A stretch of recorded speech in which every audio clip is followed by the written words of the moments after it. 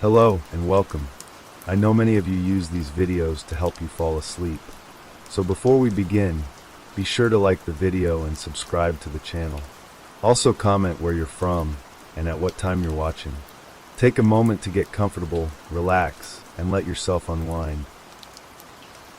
It was past midnight when Evelyn stepped outside. The air was cool, the streets empty. She had been lying in bed for hours, staring at the ceiling, unable to shake the weight pressing down on her chest. Maybe a walk would help, just a short one. Clear her mind, breathe fresh air, feel the world around her. She pulled her hoodie tight and stepped onto the sidewalk. The street lights flickered faintly, their yellow glow stretching over the pavement in long, uneven lines. The town was silent except for the occasional rustling of leaves and the distant hum of a car passing through the main road. It felt peaceful in a way. Still, Evelyn took a deep breath and started walking. As she moved through the quiet neighborhood, she kept her eyes on the pavement, counting her steps. The rhythmic tapping of her sneakers against the concrete was strangely soothing. Step after step, just her and the night.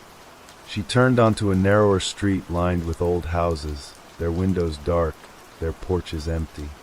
A street light buzzed above her, its glow dim. The further she walked, the heavier the silence became. It wrapped around her like a thick fog, making every sound sharper. The crunch of gravel beneath her feet, the rustling of trees in the cold breeze.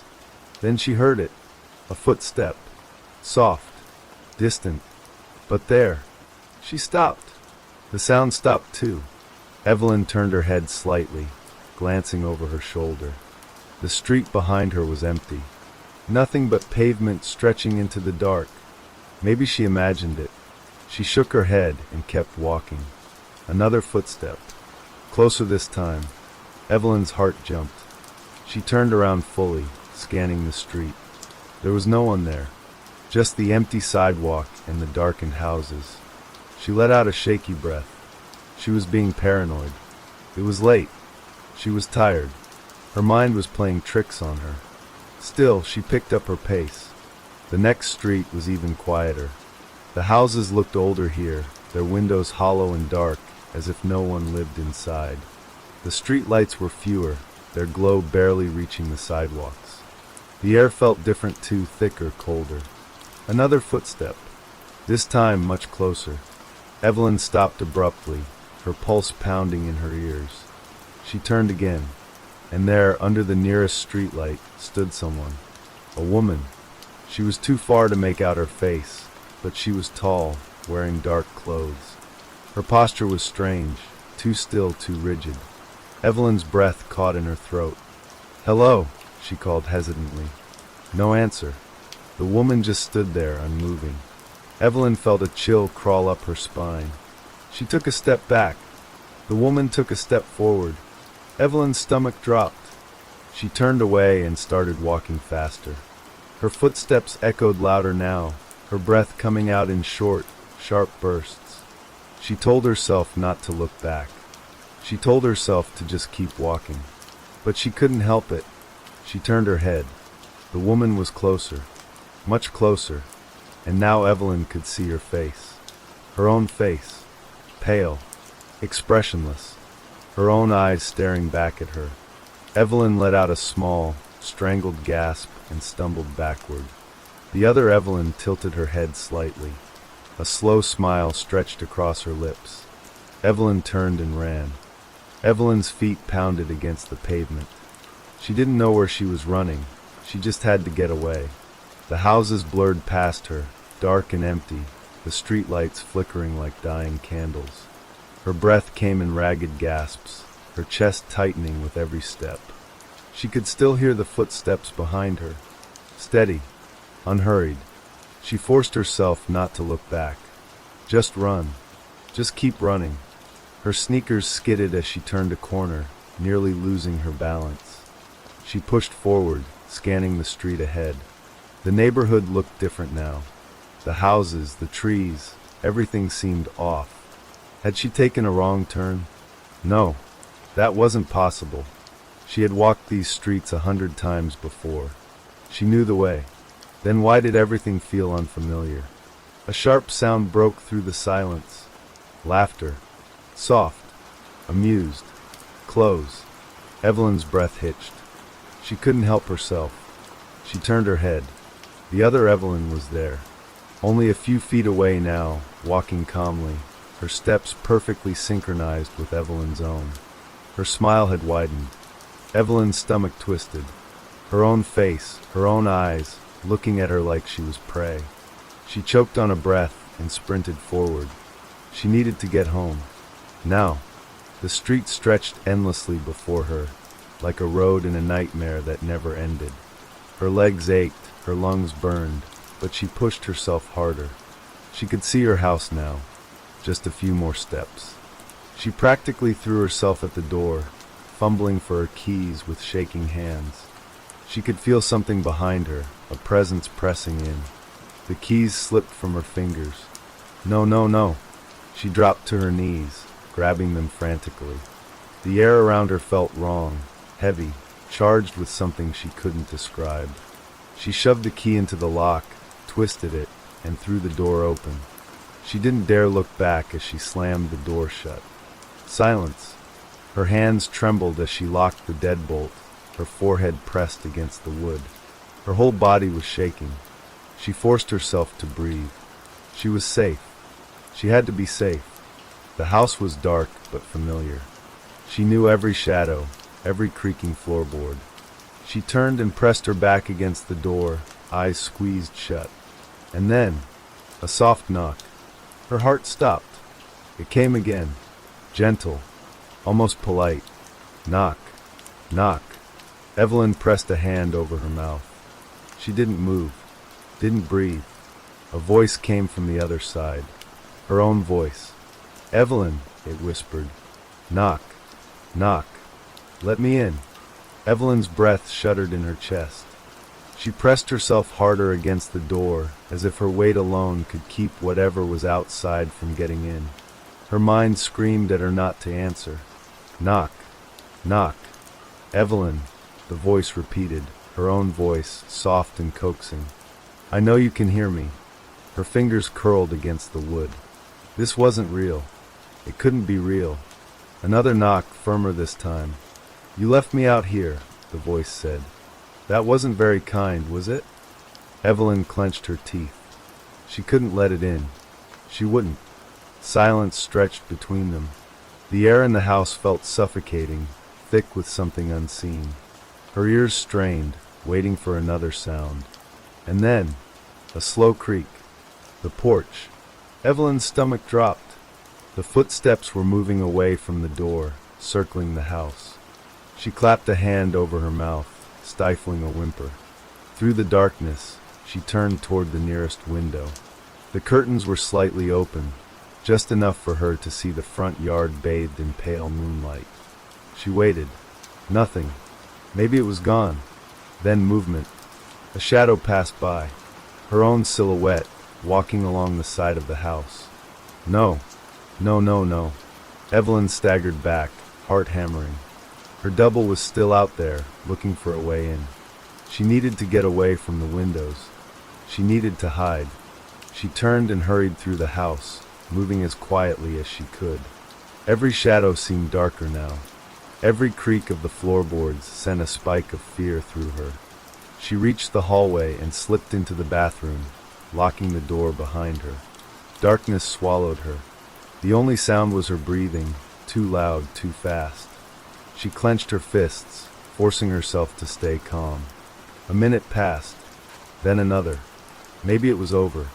Maybe it had left. Then, tap. Evelyn's stomach clenched. Tap, tap. The sound was coming from the mirror. She didn't want to look. She couldn't. But something in her was drawn to it, pulled by a force she didn't understand. Slowly, she turned. Her reflection was there. But it wasn't right. The other Evelyn stood too still, her eyes wide and unblinking. Her lips curled into a slow, knowing smile. Then she lifted a hand and knocked against the glass. Tap, tap. Evelyn bit back a scream. Her reflection leaned closer. Let me in, it whispered. Evelyn's breath caught in her throat. Her reflection's lips were moving, but the voice, it came from everywhere. From the walls, from the mirror, from inside her own head. "Let me in," it whispered again. Her legs trembled. She wanted to turn away, to run, to do anything but stand there staring at herself, at the thing wearing her face. Then the reflection moved. Not like a normal reflection. It stepped forward. Evelyn stumbled back, pressing herself against the cold tile wall. The mirror Evelyn didn't stop. She kept walking, moving closer, her hands pressing against the inside of the glass like she was pushing through something solid. A small crack splintered across the surface. Then another. The sound of shattering glass filled the tiny bathroom. Evelyn gasped and lunged for the door, clawing at the lock with shaking hands. Her fingers fumbled, slipping over the metal as the cracks in the mirror deepened, spreading like veins of ice. Then, a hand burst through. A pale, perfect copy of her own. It grabbed her wrist. Cold. Ice cold. Evelyn screamed, yanking her arm back, but the grip tightened. Her nails, dug into her skin. "You can't run from me," the reflection said, voice calm, almost amused. "I am you." The hand pulled harder. Evelyn's body jerked forward, her knees hitting the sink. No, she wouldn't let this happen. With a desperate cry, she wrenched her arm free and threw herself backward, crashing against the bathroom door. The force sent it flying open, and she tumbled into the hallway, scrambling away from the shattered mirror. She kicked the door shut, heart pounding. Silence. The bathroom was still. She could see the broken mirror through the crack in the doorway. The glass was fractured, jagged edges catching the dim light. But the reflection, it was gone. Evelyn forced herself to breathe, her whole body shaking. She needed to get out of the house. She turned and ran. Down the hall, past the darkened living room, toward the front door. She reached for the handle. A hand grabbed her shoulder. Her own hand. Cold fingers tightened around her. "Where are you going?" the voice asked softly. Evelyn turned, and found herself staring into her own face. Her doppelganger stood inches away, her expression calm, almost patient. "You can't leave," she said. "Not until you let me in." Evelyn's mouth opened, but no sound came out. The other Evelyn leaned closer, her lips brushing against her ear. "Let me in," she whispered. The world tilted. Evelyn's vision blurred. Then, darkness. Evelyn's eyes snapped open. She was lying on the floor. For a moment, everything was hazy, her thoughts slow and distant, like she had been dreaming. Then she remembered. The reflection. The mirror. The cold hand on her shoulder. Her body tensed. She sat up too quickly, dizziness washing over her. The room was dark. Too dark. Had the lights gone out? No, she hadn't turned them off, had she? Her breath came fast and shallow as she scanned the space around her. She was still in her house. The front door loomed ahead, slightly ajar, the night air slipping through the crack. But something was wrong. The silence was too thick, pressing down on her ears like a heavy weight. Even her own breathing sounded distant. She turned her head and froze. The other Evelyn was sitting in the armchair across the room, watching, waiting. Evelyn's stomach twisted into knots. The figure's posture was relaxed, one leg crossed over the other, her hands folded neatly in her lap. She looked exactly like her, down to the same scratch on her wrist from where she had scraped it against the sidewalk earlier. Except, her smile was too wide. "You fainted," the other Evelyn said. Evelyn's throat was dry. "What do you want?" she whispered. The doppelganger tilted her head. "I already told you," she said. "I want in." Evelyn shook her head, pushing herself to her feet. Her legs wobbled, but she forced herself to stay standing. "You're not real," she said. "You're just in my head." The other Evelyn laughed softly. "Then why are you so scared?" Evelyn swallowed hard. She had to get out. She didn't care where. She just had to leave this house, this nightmare, before it was too late. She took a slow step toward the door. The other Evelyn didn't move. Another step. Then, "Evelyn," the voice called from behind her. She spun around. Her heart nearly stopped. Another one, standing in the hallway. Another Evelyn. Identical. Same face. Same eyes. Same twisted smile. "Where do you think you're going?" it asked. Evelyn stumbled backward, her breath coming in ragged gasps. The second doppelganger stepped closer. Then another movement. From the kitchen, a third Evelyn stepped out of the shadows. Evelyn's pulse pounded in her ears. No, no, no, no. This wasn't happening.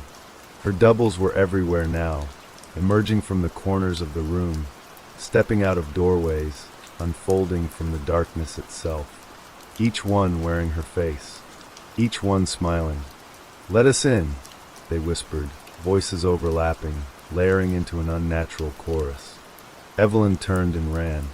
She didn't think. She didn't plan. She just ran. Straight out the door. Into the night. Into the empty, silent streets. But the whispers followed, and the shadows stretched long behind her. Evelyn's feet pounded against the pavement, her breath coming in short, sharp gasps. The night air burned in her lungs, but she didn't stop. She couldn't. She ran down the empty street, past darkened houses and lifeless windows. The world around her felt wrong, too still, too quiet, like the town itself was holding its breath, waiting. She didn't look back. She didn't need to. She could hear them. The soft patter of bare feet on asphalt.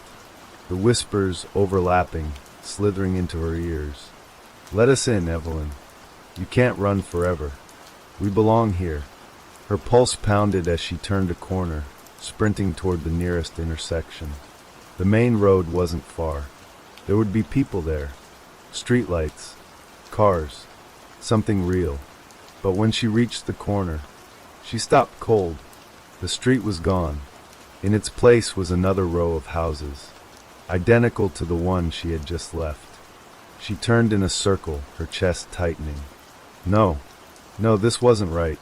She had walked this way before, hundreds of times. She knew this town. She knew every street, every shortcut. But now it was like the town had folded in on itself. Like every path led back to the same place. The houses loomed in the darkness, their windows black and hollow. No lights. No signs of life. No way out. She staggered backward, her mind racing. Then, a voice. Soft. Gentle. "Evelyn." She spun around. The other Evelyn stood in front of her, just a few feet away. Her own face stared back at her, eyes glinting under the dim glow of a street lamp. "You're making this harder than it has to be," the double said. Evelyn's fingers curled into fists. "Go away," she said, her voice trembling. The doppelganger took a slow step forward. "I can't," she said. "I'm already here. I always have been." Another step. And soon, another. "You'll let me in." Evelyn turned and ran. She didn't care where she was going. She just had to move. She sprinted through the twisted, looping streets, her breath ragged, her vision swimming. The whispers never stopped. They filled the air, growing louder, wrapping around her like smoke. She ran until her legs burned, until her lungs screamed, until she reached a dead end, a brick wall stretching high into the night sky. Evelyn skidded to a stop, her body shaking. She turned. They were waiting for her. A dozen, 100, an endless sea of Evelyns, standing in perfect rows, watching with patient smiles. "You're tired," one of them said. "You're scared," another whispered. "Let us in." Evelyn pressed herself against the cold brick, her breath coming in short, sharp bursts. Her mind screamed at her to fight, to run, to do something. But deep down, she knew the truth. There was nowhere left to go, and the whispers were already inside her head. Evelyn squeezed her eyes shut, pressing her hands over her ears. "No," she whispered. "No, no, no." But the whispers only grew louder. "Let us in. We belong here." You can't run from yourself. Her body trembled. Her breath came in short, panicked gasps. She didn't know what to do. She didn't know how to escape. The crowd of doppelgangers stood before her, their faces identical to hers, their smiles stretching too wide, their eyes gleaming in the dim light. Then one of them stepped forward. The first one, the one she had seen in the mirror, the one that had followed her from the beginning. She stopped just a foot away, tilting her head. "You feel it, don't you?" the double asked. Evelyn swallowed hard. "Feel what?" she whispered. The doppelganger's smile widened. "The pull." A cold shiver ran down Evelyn's spine. The pull. She knew what it meant. That strange feeling deep in her chest, like something was unraveling inside her, like she was slipping away from herself, piece by piece. It had started when she first saw the figure on the street, and now it was stronger than ever.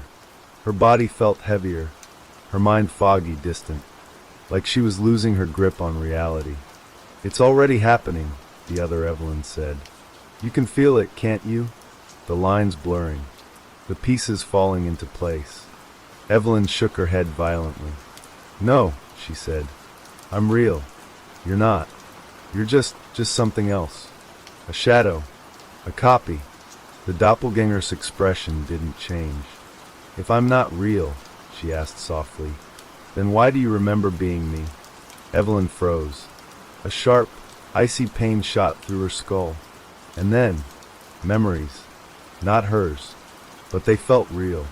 A late night walk, a cold breeze, the sight of a woman in the distance. She remembered following her, watching her turn over and over, growing more and more afraid. She remembered getting closer. She remembered the fear in her own eyes as she reached out. "No!" Evelyn gasped, clutching her head. "That's not me. That's not me." The other Evelyn took another step forward. "It was you," she said gently. "You were the one following. You were the one trying to get in." Evelyn's breath caught in her throat. Her vision blurred. The whispers swarmed around her, filling her mind, seeping into her thoughts. She couldn't think. She couldn't breathe. The world tilted beneath her feet. She was falling. No, she was being pulled. Pulled into the dark. Pulled into something else. Something waiting. Something grinning. And then, Evelyn's body locked up, her limbs frozen as if invisible hands gripped her. The pull inside her chest grew unbearable, stretching her thin, unraveling her like a fraying thread. The sea of doppelgangers watched in silence, their identical faces filled with something almost patient. "Just let go," the first double whispered. Evelyn shook her head, but it felt sluggish, like her own body wasn't obeying her anymore. "I won't," she forced out. The doppelganger's smile didn't falter. "You already are." The world around her shifted. The brick wall behind her flickered like a glitching screen. The pavement beneath her feet wavered, rippling like water. Then, she wasn't standing anymore. She was somewhere else. Cold, dark, empty. She blinked. The street was gone. The houses, the lamplights, the night sky gone. She was surrounded by nothing. A vast, stretching void. But somehow she wasn't alone. Shapes moved in the darkness. Familiar shapes. Faces. Her own face, multiplied over and over, twisting in the shifting black. And then she understood. This was where they had all gone. Every Evelyn before her. Trapped. Swallowed. And she was next. She thrashed, trying to move, trying to fight, but her body didn't belong to her anymore. She was slipping. She was fading. And in the distance, standing in the place she had left behind, her doppelganger turned away, stepping back into Evelyn's life, taking her place, living, breathing, smiling, as Evelyn disappeared into the void, and the whispers in the dark welcomed her home. Let's start with the next story. The dog was waiting for them. It sat in the middle of the road, just beyond the last street lamp, where the light couldn't quite reach. Its fur was matted and dark, its ribs visible beneath the dirt-streaked coat. The moment the car slowed, it lifted its head and stared. Lena said, "Oh, poor thing." Her husband, Mark, sighed, keeping his hands on the wheel. Mark said, "It could be sick. We don't know where it's been." Lena ignored him, already opening the door. Their son, Oliver, leaned forward from the back seat. Oliver said, "Can we keep it?" Lena knelt beside the dog, holding out her hand. The dog didn't flinch. It just watched her, its eyes dark, round, unblinking. Then, slowly, it stood and stepped toward her, pressing its nose into her palm. A deep shiver ran up her spine. The dog's body was ice cold. Mark said, "Lena, come on." But she was already running her hands through its fur, feeling how thin it was, how fragile its body seemed. She looked up at Mark. Lena said, "We can't leave it here." Mark hesitated, then exhaled, rubbing his face. Mark said, "Fine, but it sleeps in the garage." Oliver cheered. The dog turned to look at him, head tilting slightly, almost curiously. That night, the wind howled outside, rattling the garage door. Lena lay awake, listening. She wasn't sure why, but she kept thinking about the way the dog had watched Oliver. It wasn't like how a dog usually looked at someone. It was too focused, too knowing. She turned over, trying to shake the feeling. In the garage, the dog sat awake, and it was smiling. The next morning, Oliver was the first to rush to the garage. Oliver said, "Come on, boy." The dog was already sitting by the door, waiting. It watched Oliver with dark, unblinking eyes, its tail still. Lena frowned. Lena said, "He didn't make a sound all night." Mark muttered, "That's weird. Most strays whined, barked, or scratched when left alone, but not this one." It had been silent. Still, Oliver knelt and threw his arms around the dog's neck. Oliver said, "He likes me." The dog didn't react at first. Then slowly its mouth parted, and it spoke. The voice was low, raspy, but clear. The dog said, "Oliver." Lena's breath caught. Oliver gasped and pulled back, eyes wide. Oliver said, "Did you hear that? He knows my name." Mark's face went pale. Mark said, That wasn't real." The dog blinked slowly, its lips curling in what looked almost like a smile. Lena whispered, "It's just a coincidence. He must have heard us say Oliver's name." But deep inside, she didn't believe it. That voice, it had sounded familiar. Too familiar. That night, the dog was allowed inside. It lay curled on the rug near the fireplace, its head resting on its paws. Oliver sat beside it, stroking its fur. Lena stood in the doorway watching. Mark said, "You okay?" She nodded, but something about the dog felt wrong. It was too still, too quiet, too aware. Then, just as she was turning away, the dog lifted its head, and in a voice she had not heard in years, a voice that should not exist anymore, it whispered, "Lena." Her blood turned to ice. It was her father's voice. Lena staggered back, her breath caught in her throat. Lena whispered, "No, that's not possible." The dog didn't move. It just stared at her, its dark eyes reflecting the dim light of the room. Mark frowned. Mark said, "Lena, what's wrong?" Lena's lips parted, but no words came out. She glanced at Oliver, who was still petting the dog, completely unaware. Had he heard it? No, he was too focused. Maybe she had imagined it. Maybe. The dog spoke again. The dog said, "Lena, it's me." She stumbled back against the wall, knocking a picture frame to the floor. Oliver said, "Mom?" Mark looked from Lena to the dog. Mark said, "What the hell was that?" Oliver grinned. Oliver said, "Isn't it cool? He talks." Mark shook his head. Mark said, "That's not talking, Oliver. That's..." He trailed off. The dog was still staring at Lena. She felt like she couldn't breathe. That voice. It was her father's voice. The same tone. The same rasp. But her father had been dead for 6 years. Lena whispered, "How do you know my name?" The dog blinked slowly. Then it spoke again. The dog said, "You left me, Lena." A cold wave of nausea rolled through her. Lena stammered, What are you talking about?" The dog only stared. The fire crackled. Shadows flickered across the walls. Mark said, "That's it. This thing is out of here." He stepped forward, grabbing the dog by the collar. The dog didn't resist. It just smiled, and then it whispered, "You can't get rid of me." Mark froze. His grip loosened. The air in the room grew thick, heavy. Oliver whined, "Dad, don't." He didn't do anything wrong. Mark let go, rubbing his temples. He looked shaken. Lena whispered, "Mark, we have to." A low growl rumbled from the dog's throat, and in her father's voice it said, "You don't get to decide that, Lena." A deep, suffocating silence filled the room. Lena felt something dark settle in her chest. This was no ordinary dog. It knew them. It had been waiting for them, and it was not leaving. Mark's hands trembled as he backed away from the dog. His face was pale, his breathing uneven. Mark whispered, What is this thing?" Oliver hugged the dog tightly, oblivious to the fear gripping his parents. Oliver said, "He's just a dog, Dad. He's special." Lena's heart pounded.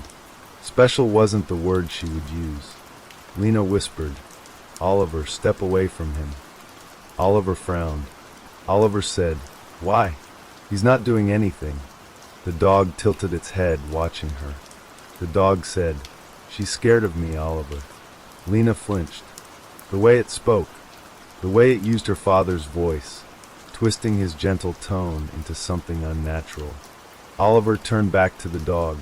Oliver said, "Mom's not scared. She's just confused, that's all. Right, Mom?" Lena didn't answer. She couldn't.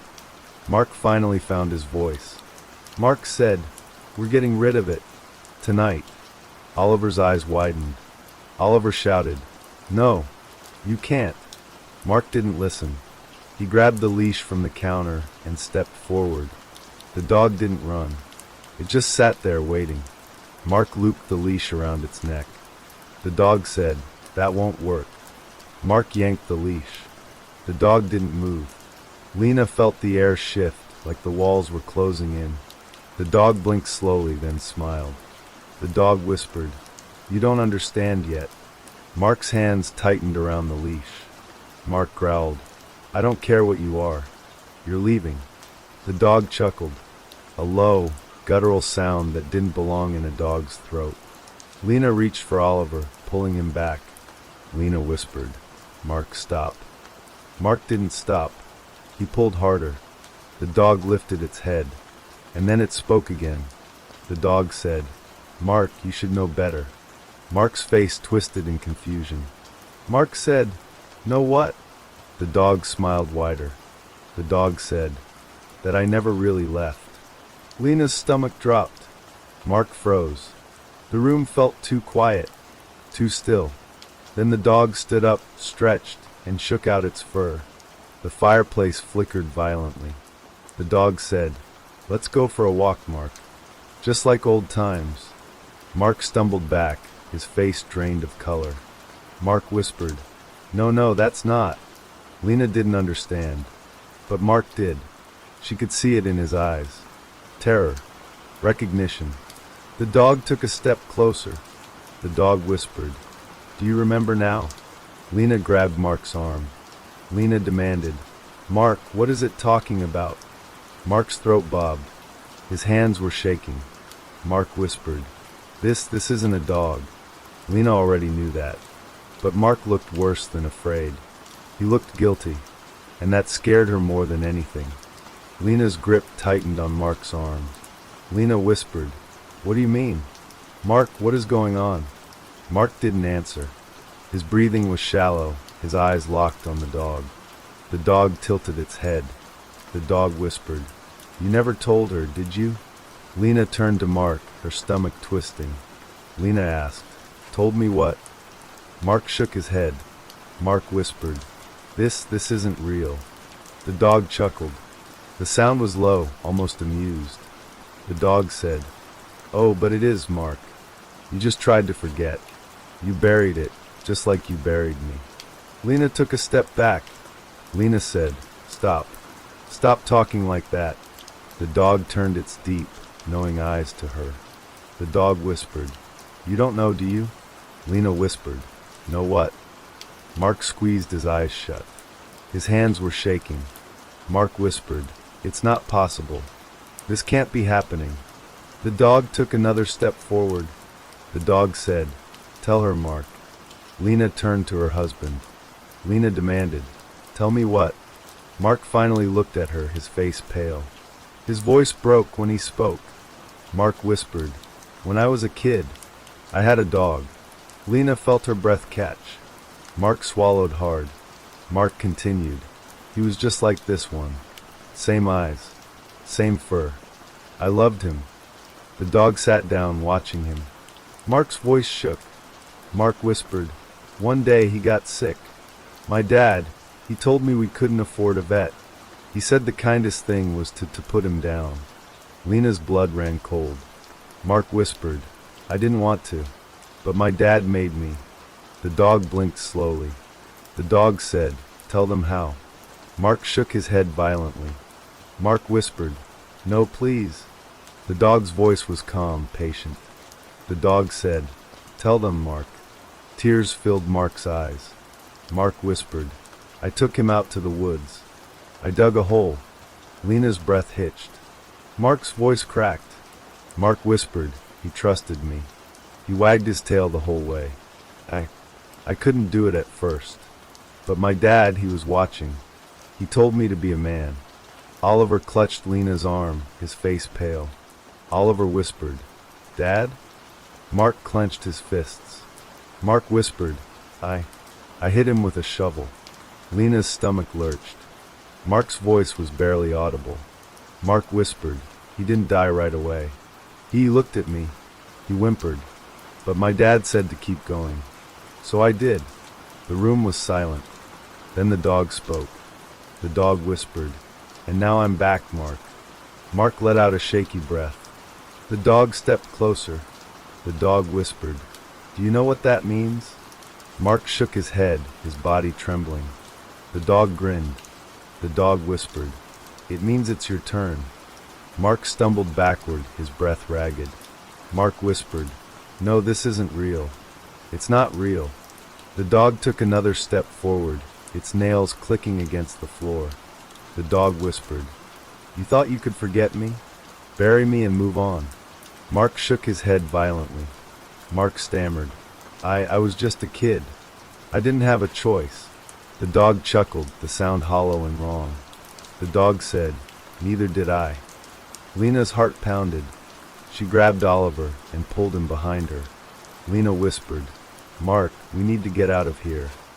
Mark didn't move. He was staring at the dog, his face pale, his eyes wet with fear. Mark whispered, "What do you want?" The dog tilted its head. The dog whispered, "Justice." A deep, guttural growl filled the room. The dog's body trembled, its fur bristling. Its eyes darkened, pupils widening until they swallowed all color. The lights flickered. Oliver whimpered, clutching Lena's arm. Oliver whispered, "Mom, I'm scared." Lena tightened her grip on him. Lena whispered, "It's okay, baby. We're going to leave right now." She reached for Mark, but he wouldn't move. Lena said, "Mark, come on." Mark's eyes were locked on the dog. Mark whispered, "It won't let us." The dog's lips curled into something that wasn't a smile. The dog whispered, "You're not going anywhere." The television turned on by itself. The screen flickered with static, then shifted. Lena gasped. It wasn't a normal broadcast. It was grainy, distorted footage of a young boy standing in the woods. A boy with Mark's face. A boy holding a shovel. Mark let out a strangled sob. Mark whispered, "No, no, please." The footage played on. The boy hesitated, the shovel trembling in his hands. A dog wagged its tail beside him, unaware of what was coming. A deep voice boomed from behind the camera. The voice said, "Do it, Mark. Be a man." Mark fell to his knees. Mark whispered, "Stop, please." The screen flickered again. Now the footage showed something different. A dark, open grave. Mark's breath hitched. The voice from the television spoke once more. The voice said, "Time to finish what you started." The floor beneath them shuddered. The dog let out a slow, rasping breath. The dog whispered, "Come with me, Mark." Lena grabbed Mark's arm. Lena pleaded, "No, we have to run." But Mark was frozen. The air around them grew thick, heavy, like the walls themselves were closing in. The dog's body began to shift, its shape warping, stretching, its limbs lengthening into something unnatural. Its mouth twisted, splitting wider than any dog's should.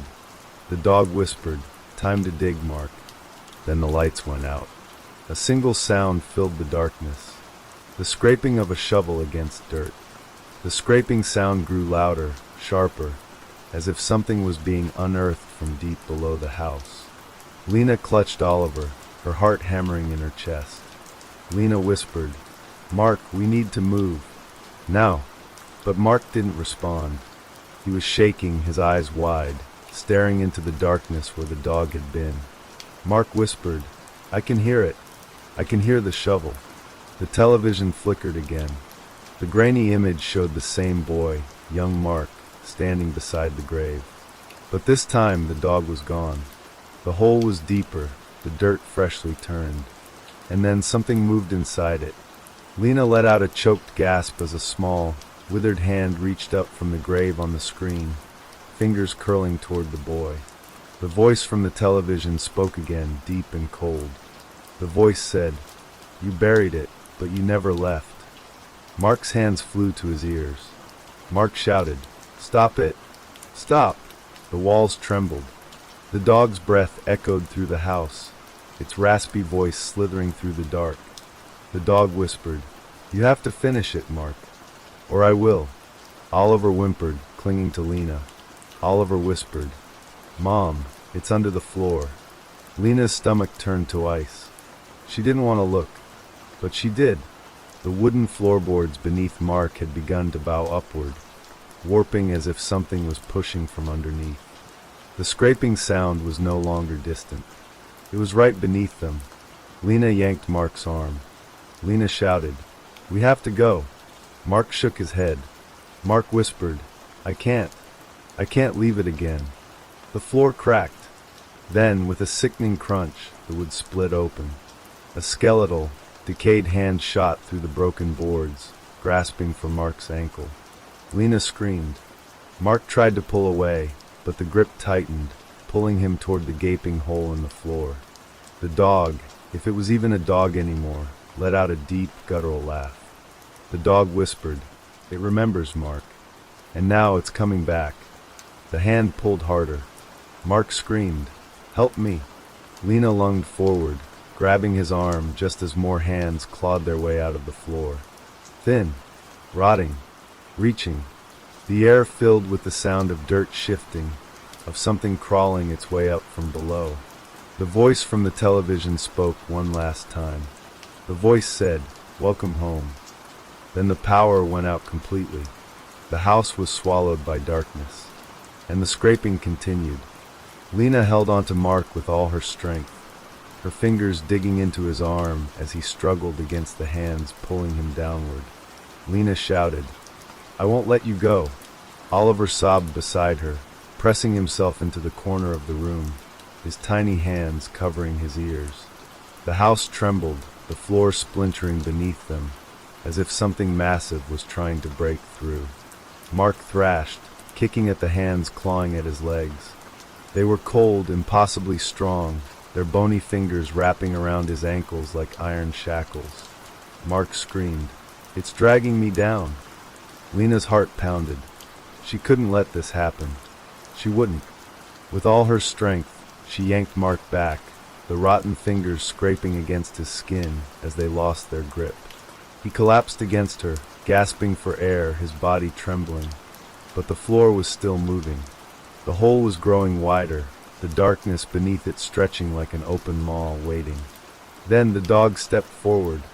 Its body was wrong now. Its fur hung in clumps, revealing patches of raw, sagging skin. Its eyes were too large, too human.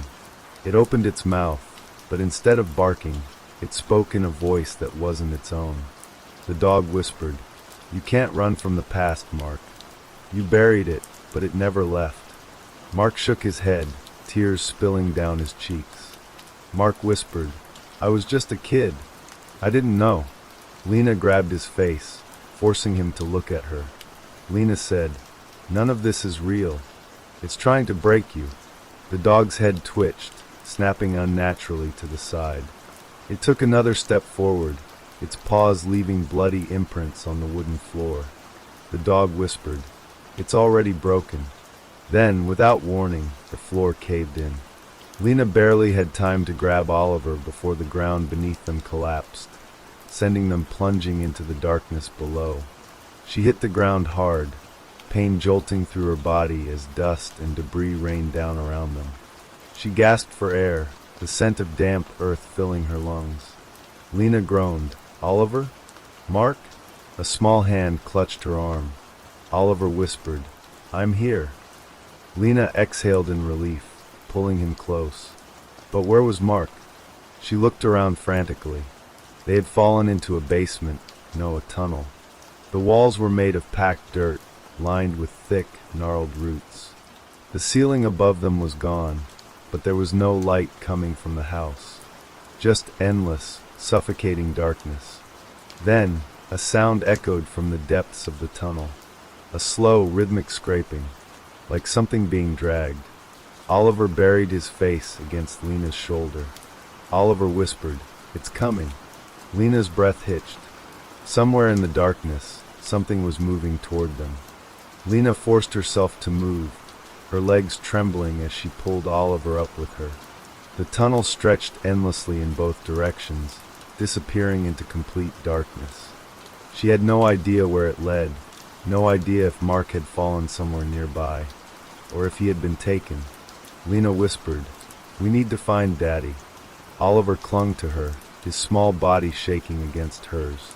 Oliver whispered, "What about the dog?" Lena didn't answer. She didn't want to think about the thing that had worn the dog's skin, that had spoken in that awful, unnatural voice. She just needed to find Mark and get out of here. The scraping sound grew louder. Lena turned toward it, squinting into the darkness. Something was moving in the tunnel. Slow, deliberate, dragging itself forward. Her breath caught in her throat. A pair of glowing eyes blinked open in the distance. Lena whispered, "Go. Now." She grabbed Oliver's hand and ran. The tunnel twisted and turned, the ground uneven beneath her feet.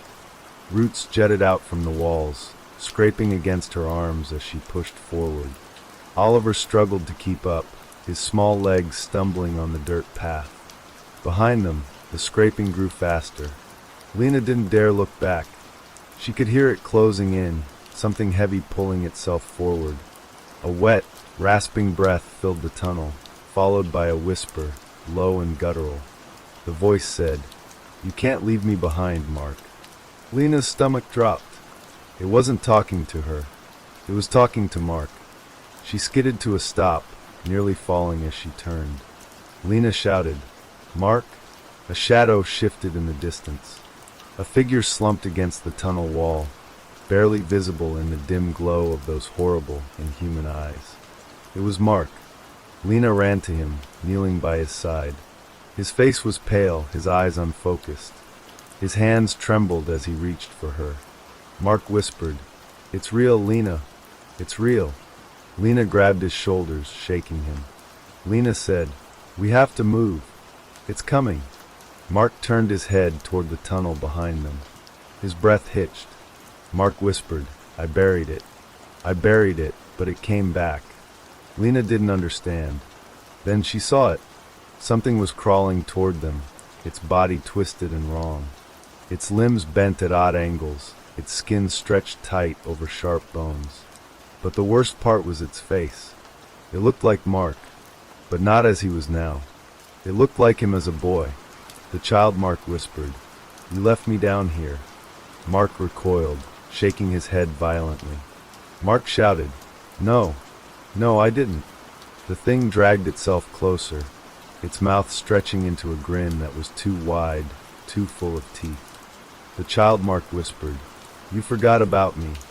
Lena grabbed Mark's arm, yanking him to his feet. Lena screamed, "Run!" Mark didn't move. His eyes were locked on the thing crawling toward him, his body frozen in place. Lena had no choice. She grabbed Oliver, threw Mark's arm over her shoulder, and ran. The tunnel seemed to go on forever, twisting and narrowing as they fled. The scraping sound followed, never slowing, never stopping. Then up ahead she saw it. A door. Lena pushed forward, dragging Mark and Oliver with her. She didn't know what was on the other side. She didn't care. She just knew they had to get out before the thing caught up to them. The whispers grew louder. The door was just a few feet away. Then something grabbed her ankle. Lena screamed as something ice-cold wrapped around her ankle, yanking her backward. She lost her balance, falling hard against the damp tunnel floor. The grip tightened, fingers too long, too thin, digging into her skin. Lena gasped, "Mark, help me!" Oliver clung to Mark, crying. Mark snapped out of his trance and lunged toward Lena, grabbing her arms and pulling with all his strength. The thing in the dark refused to let go. It pulled harder, dragging Lena back, her nails clawing at the dirt. A voice, familiar, yet not, whispered from the darkness. The child Mark whispered, "You don't belong up there. Stay with me." Lena kicked wildly, her foot connecting with something solid. There was a sickening crunch, and the grip loosened just enough for Mark to yank her free. Lena scrambled to her feet, heart hammering. Mark shouted, "Go! Now!" They ran. The door was so close now, just a few steps away. Lena threw herself at it, grasping the old wooden handle. She turned it with all her might, but the door wouldn't budge. Lena screamed, "It won't open." Mark shoved past her, slamming his shoulder against the wood. It groaned under the impact, but remained shut. Oliver whimpered, "It's coming." Lena turned. The tunnel behind them was no longer just a tunnel. It was writhing, shifting, moving like a living thing. The walls pulsed like muscle, the roots twisting like veins. And in the center of it all was the thing wearing Mark's childhood face. But now its form was unraveling. Its skin peeled back like wet paper, revealing something beneath. A shifting, crawling void. A shape without form. It reached for them. Mark roared, "Move." He rammed the door again. This time the wood splintered. Lena screamed, "Again!" Mark threw his weight into it, and the door burst open. Cold air rushed in. The scent of dirt and rot gave way to something fresher, something real. Lena grabbed Oliver and pushed him through first. Mark followed, pulling Lena behind him. As soon as they crossed the threshold, the door slammed shut on its own. Silence. Lena collapsed onto the grass, gasping for air. The ground beneath her was real, solid, safe. She looked around, blinking in the dim light. They were outside, in their backyard. Mark sat beside her, trembling. Oliver curled into Lena's lap, his tiny fingers gripping her shirt. For a long time, none of them spoke. Then Mark whispered, "It's over." But Lena wasn't so sure, because somewhere in the house, from the shadows of the hallway, came a familiar sound. The slow, rhythmic tapping of claws against the floor. And then, a voice. Soft, imitating. The dog whispered, "Don't forget about me." The voice sent a wave of ice through Lena's veins. She held Oliver tighter, her breath shallow. Mark's face drained of color. The house was silent. Too silent. Then slow, deliberate footsteps. Not the clicking of claws this time. Bare feet against the wooden floor. Mark whispered, "Stay here." Lena hissed, "Are you insane?" But Mark was already moving, stepping toward the house. The door stood slightly ajar, a thin sliver of darkness spilling out. The porch light flickered. Mark's hand trembled as he reached for the doorknob. The voice came again, closer now. The dog, no the thing, said, "You brought me back." Lena clapped her hand over Oliver's ears, her heart hammering so hard it hurt. Mark stepped inside. Lena wanted to scream, wanted to grab him and pull him away, but her body refused to move. Then silence. A long, suffocating pause. Lena's breathing hitched. Mark's voice came from inside, quiet, distant. Mark said, "It's just the dog." Lena's stomach twisted. Something was wrong. Mark's voice again, softer this time. Mark said, "He's okay now." Lena knew better. She forced herself to stand, setting Oliver down carefully. She whispered, "Stay here, baby." Oliver whimpered, but he didn't argue. Lena stepped forward, inching toward the house. The door creaked wider, as if inviting her in. She stepped inside. The air was thick, heavy, suffocating. The lights buzzed, flickering erratically. And then she saw him. Mark stood in the middle of the living room, his back to her. The dog sat at his feet, staring up at him, perfectly still. Lena's voice was barely a whisper. "Mark?" Mark didn't move.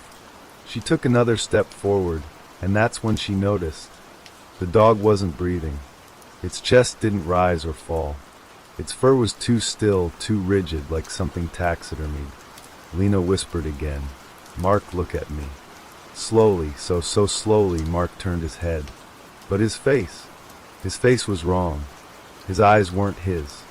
They were too wide, too dark. His mouth stretched into something that wasn't quite a smile. Mark said, "He's okay now." Lena's blood ran cold. That wasn't Mark. Her voice trembled. "What did you do?" Mark took a step forward, and the dog, no, the thing at his feet, moved with him in perfect unison. Mark said, "You don't have to be afraid anymore. He's part of us now." Lena stumbled backward, shaking her head. She knew, deep in her bones, Mark hadn't come back alone. And whatever had followed them out of that tunnel, it wasn't done yet. Lena's entire body screamed at her to run, but her legs refused to move. Mark, no, the thing wearing his skin, took another step forward, the dog mirroring his movement perfectly. Lena whispered, "You're not Mark." The thing that looked like Mark tilted its head, the motion unnatural, almost mechanical. Mark said, "Of course I am."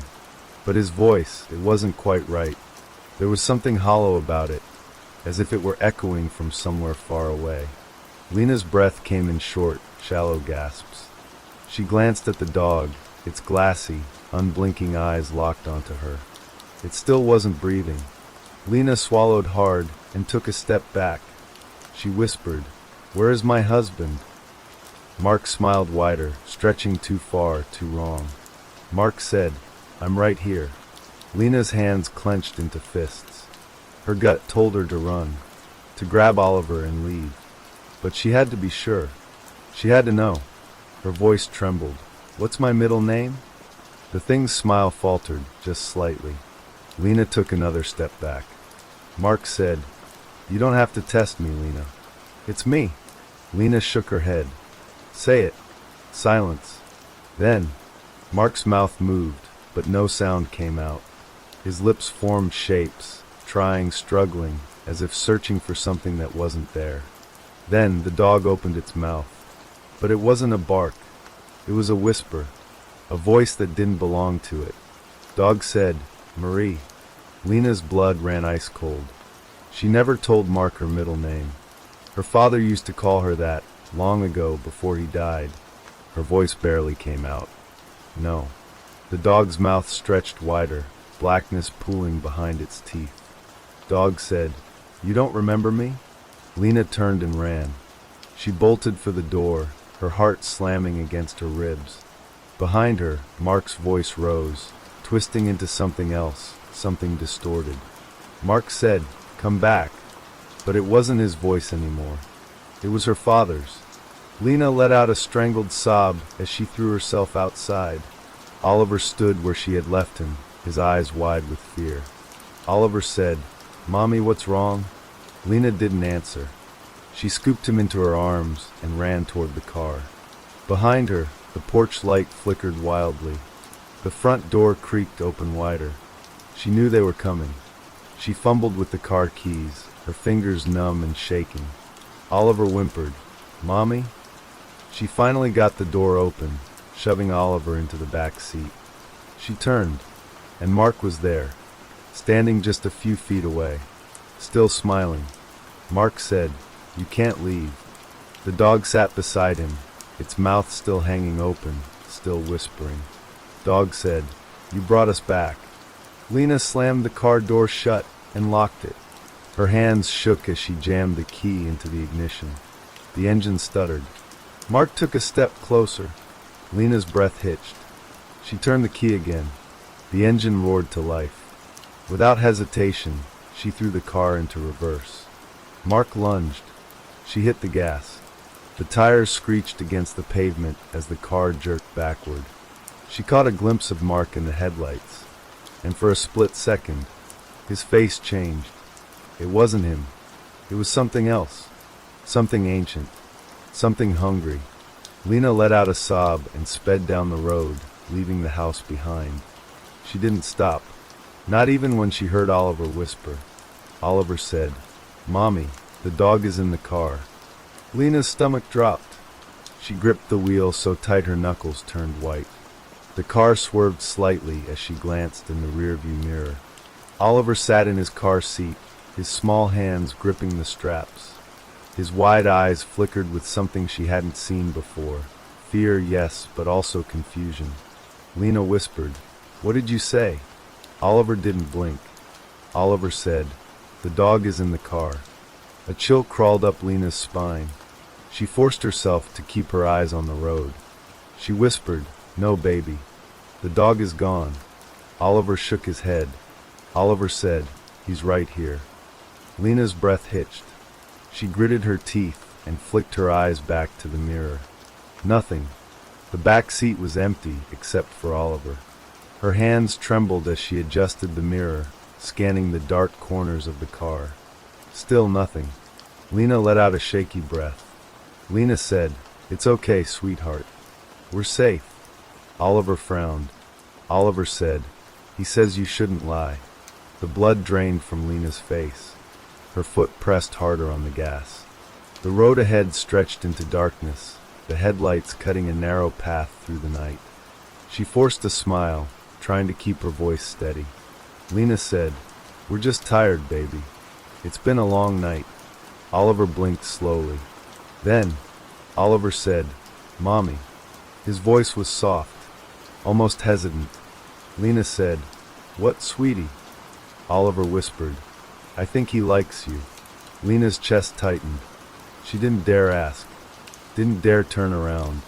But then, a sound, a slow, wet inhale, coming from right behind her seat. Lena slammed on the brakes. The tires screeched. The car jerked violently, throwing them forward. Oliver yelped. For a moment, everything was still. Lena's heart pounded so hard she thought it might stop altogether. She turned, slowly, terrified of what she might see. The back seat was empty. No dog, no shadow, just Oliver, staring at her with wide, uncertain eyes. Lena let out a shuddering breath. Lena said, "See? Nothing there." Oliver's lip trembled. Oliver whispered, "He's hiding." Lena's pulse roared in her ears. She turned back to the road. They had to keep moving, had to get away. She shifted the car back into drive and pressed on the gas. The engine rumbled. The road stretched on. Minutes passed in tense silence. Oliver didn't speak again, but from the corner of her eye, Lena saw something.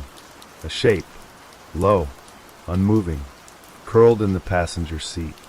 A dog, its head tilted, watching her. Its mouth was slightly open, and inside the darkness moved. Lena's hands went numb on the wheel. Her breath caught in her throat as her eyes flicked between the road and the thing curled in the passenger seat. It wasn't real. It couldn't be, but she could see it. The dark, matted fur, the unnaturally still body, the gleaming, wet teeth peeking from its slightly open mouth. And the eyes, they weren't there, just deep, empty sockets staring straight ahead. Lena's voice trembled. "Oliver, Do you see it? Silence. Her stomach clenched. She turned to the back seat. Oliver was staring out the window, lips pressed tight together. Lena forced her voice to stay calm. Lena said, "Baby?" Slowly, Oliver turned his head. His small face was pale, his eyes glassy. Then, in a voice that didn't sound like his own, Oliver said, "You shouldn't look at him." Lena's blood turned to ice. She snapped her gaze back to the road, her pulse hammering in her ears. The dog hadn't moved, but she could feel it now, the weight of its presence, the thick, suffocating air pressing against her chest. Lena whispered, "Oliver, don't talk like that." Oliver didn't answer. The car felt smaller, like something unseen was pressing inward, forcing the walls to close. Lena's hands shook as she gripped the wheel. She needed to focus, needed to get home. The road stretched into the dark, empty and endless. She pressed the gas pedal harder. The hum of the engine filled the silence, masking the sound of her own ragged breathing. But then, a whisper, low and wet, right next to her ear. A voice that didn't belong to Oliver. A voice she had heard before. The dog. It spoke. It said, "You left me behind." Lena's scream caught in her throat. She swerved, nearly losing control of the car. The tires skidded against the asphalt. The headlights flashed across the trees lining the road, and for a brief moment, in the reflection of the glass, she saw it smile. A wide, stretching grin. Too many teeth. Too human. Lena choked on a sob and slammed her foot down on the gas. The car surged forward, tearing through the night. She couldn't stop. Wouldn't stop. Not until she was far, far away. But then, a sound. Soft at first. A quiet, rhythmic tapping, coming from the passenger seat. Tap. Tap. Tap. Slow. Patient. Like claws against the dashboard. Lena refused to look. She wouldn't give it power. Wouldn't acknowledge it. She just had to keep driving. But the tapping didn't stop. It grew louder. Faster. It didn't want to be ignored. It wanted her to listen. And then, a whisper. The voice was so close now, right against her skin. It said, "You remember me, don't you?" Lena squeezed her eyes shut. Tried to push it away. Tried to forget. But she did remember. And that was the worst part. Lena's hands were slick with sweat as she gripped the wheel. Her breath came in shallow, ragged gasps. She couldn't answer. She wouldn't. The thing in the passenger seat let out a low, wet chuckle. A sound that made her stomach twist. Oliver shifted in the back seat. Then, in that same strange, detached voice, he said, "Mommy, you shouldn't have brought him back." Lena's heart slammed against her ribs. She turned, just for a second. Oliver's face was blank. His small hands folded neatly in his lap. His lips barely moved when he spoke. Oliver said, "He doesn't like what you did." Lena's throat closed. She forced her gaze back to the road. The highway stretched into darkness. She was going too fast. The trees on either side blurred together. But she couldn't slow down. Not with that thing beside her. Not with its empty sockets staring straight ahead. Not with its too wide smile curling at the edges of its lips. Lena whispered, "I don't know what you're talking about." The tapping on the dashboard stopped. Silence. Then, a wet, rattling breath. And the dog, the thing wearing its skin, turned its head toward her. She could feel it, even without looking, the weight of its gaze pressing against her skull. And then, the voice. Low. Familiar. Not the dog's. Not Oliver's. But someone else's. Someone she had buried a long time ago. The voice of her brother. It said, "Yes, you do." Lena's whole body went cold. Her vision blurred. For a moment, she forgot to breathe. No, it wasn't possible. He was gone. Long gone. She had been just a child. She had forgotten. She had made herself forget. But now, the memories came rushing back. The old house. The backyard. The pond. The water, black and endless. The way he had screamed. The way she had stood there, frozen, afraid. And then, silence. No more screaming. No more thrashing. Just still, rippling water. And the weight of what she had done pressing into her chest. Lena's breath hitched.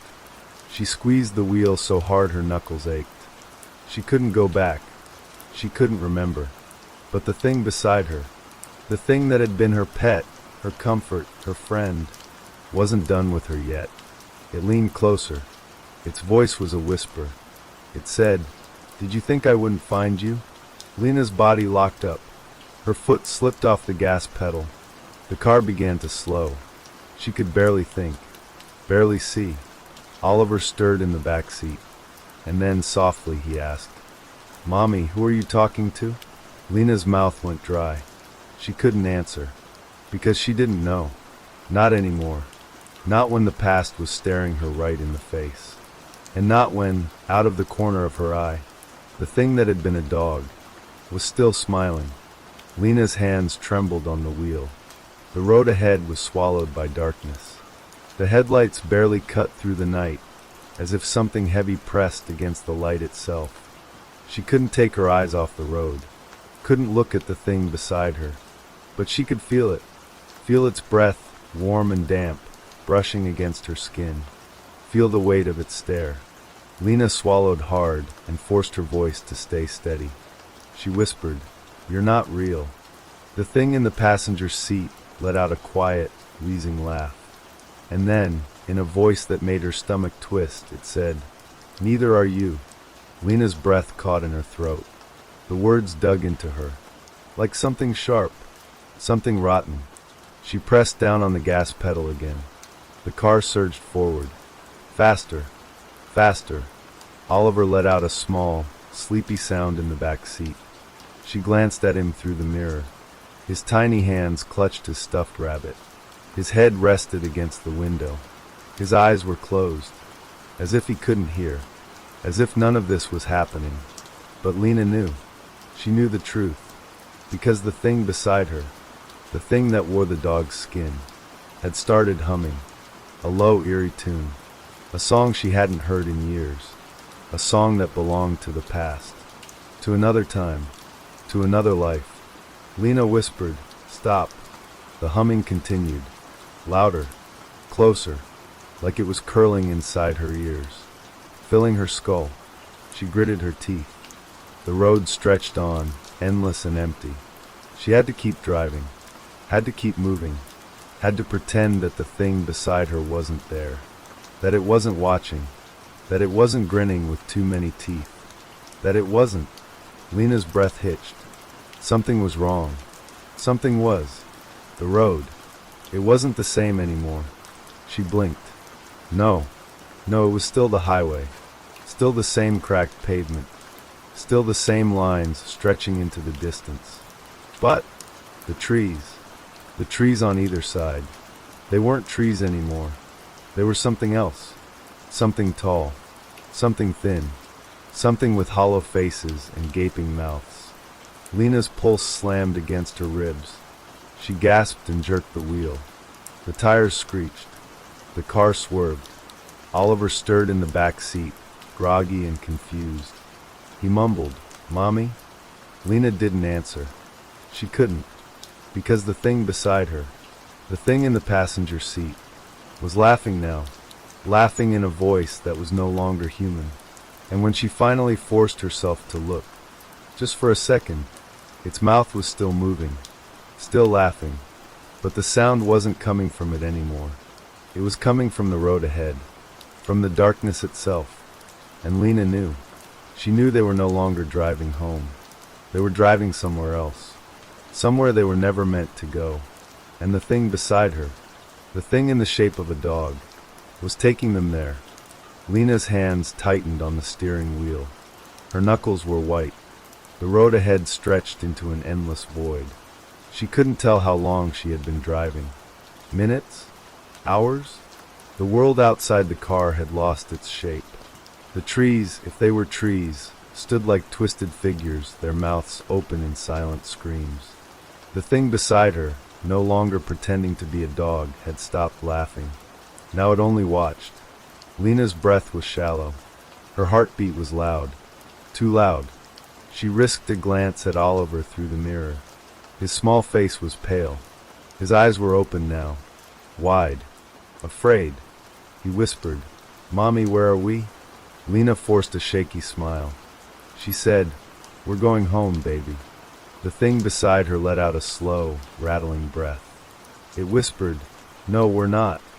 Lena clenched her jaw. She pressed her foot against the gas pedal again. The car sped forward. Faster. Faster. But the road didn't change. It only stretched further. Longer. Like it was swallowing them whole. Lena whispered, "This isn't real." The thing beside her smiled. It whispered, "It is now." Lena fought the urge to scream. She couldn't panic. She had to focus. She had to. A flicker of movement. Up ahead, something was standing in the middle of the road. Lena's breath hitched. A shadowy figure. Tall. Thin. Unmoving. Lena's hands trembled. Her foot hovered over the brake. She whispered, "No." The figure didn't move, but something in her gut told her. If she stopped, she would never move again. She gritted her teeth. She pressed harder on the gas. The car surged forward. The figure didn't move, didn't flinch. And then, just before impact, it vanished. Lena gasped. The car roared down the endless road. She tried to steady her breathing, tried to stay calm. But then Oliver spoke again, his voice small, shaking. He whispered, "Mommy, someone's outside." Lena's stomach dropped. She didn't want to look. She didn't want to see. But she did. She turned her head. And there, through the window, running beside the car, was something that should not exist. Something that looked like a man, but wasn't. Its limbs were too long. Its face was stretched into a grin too wide. Its eyes were black holes, and it was keeping up with them. Lena's breath caught in her throat. The thing slammed its hand against the window. Once. Twice. Then, in a voice that was not its own, it whispered, "Let me in." Lena screamed. She yanked the wheel. The car swerved. Oliver cried out. The tires screeched. For a moment, everything tilted. And then, silence. Lena's head throbbed. Her vision blurred. She blinked. The car had stopped. The road was gone. The trees were gone. Everything was gone, except for the darkness. And the thing sitting beside her, smiling, waiting. Lena swallowed hard. She whispered, "What do you want?" The thing tilted its head. Its voice was soft, almost gentle. It whispered, "I want to go home." Lena shivered.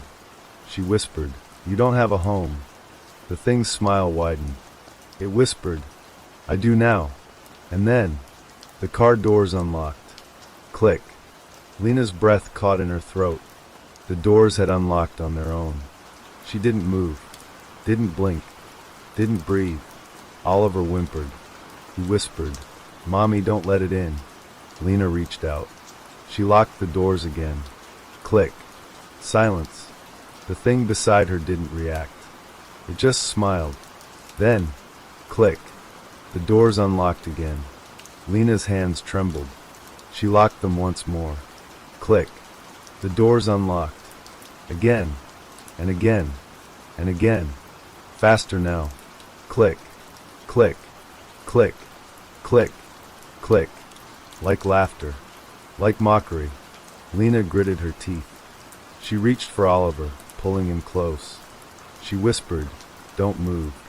Oliver buried his face in her shoulder. His small body shook. Lena turned back to the thing. Its grin was wider, stretched. Too many teeth. It whispered, "You can't keep me out." Lena's pulse pounded. She didn't respond. She couldn't, because the air had changed. Thick, heavy, wrong. And then, a sound. Soft, distant, a scratching noise. At the windows, at the doors, at the roof. Like claws, like nails. Lena squeezed her eyes shut. This isn't real. This isn't real. But then Oliver screamed. Hi. Terrified. Raw. Lena's eyes flew open. Something was outside. Multiple things. Shapes pressed against the windows. Dark. Shifting. Too many limbs. Too many eyes. Lena gasped. One of them pressed its face to the glass. A mouth stretched open. Too wide.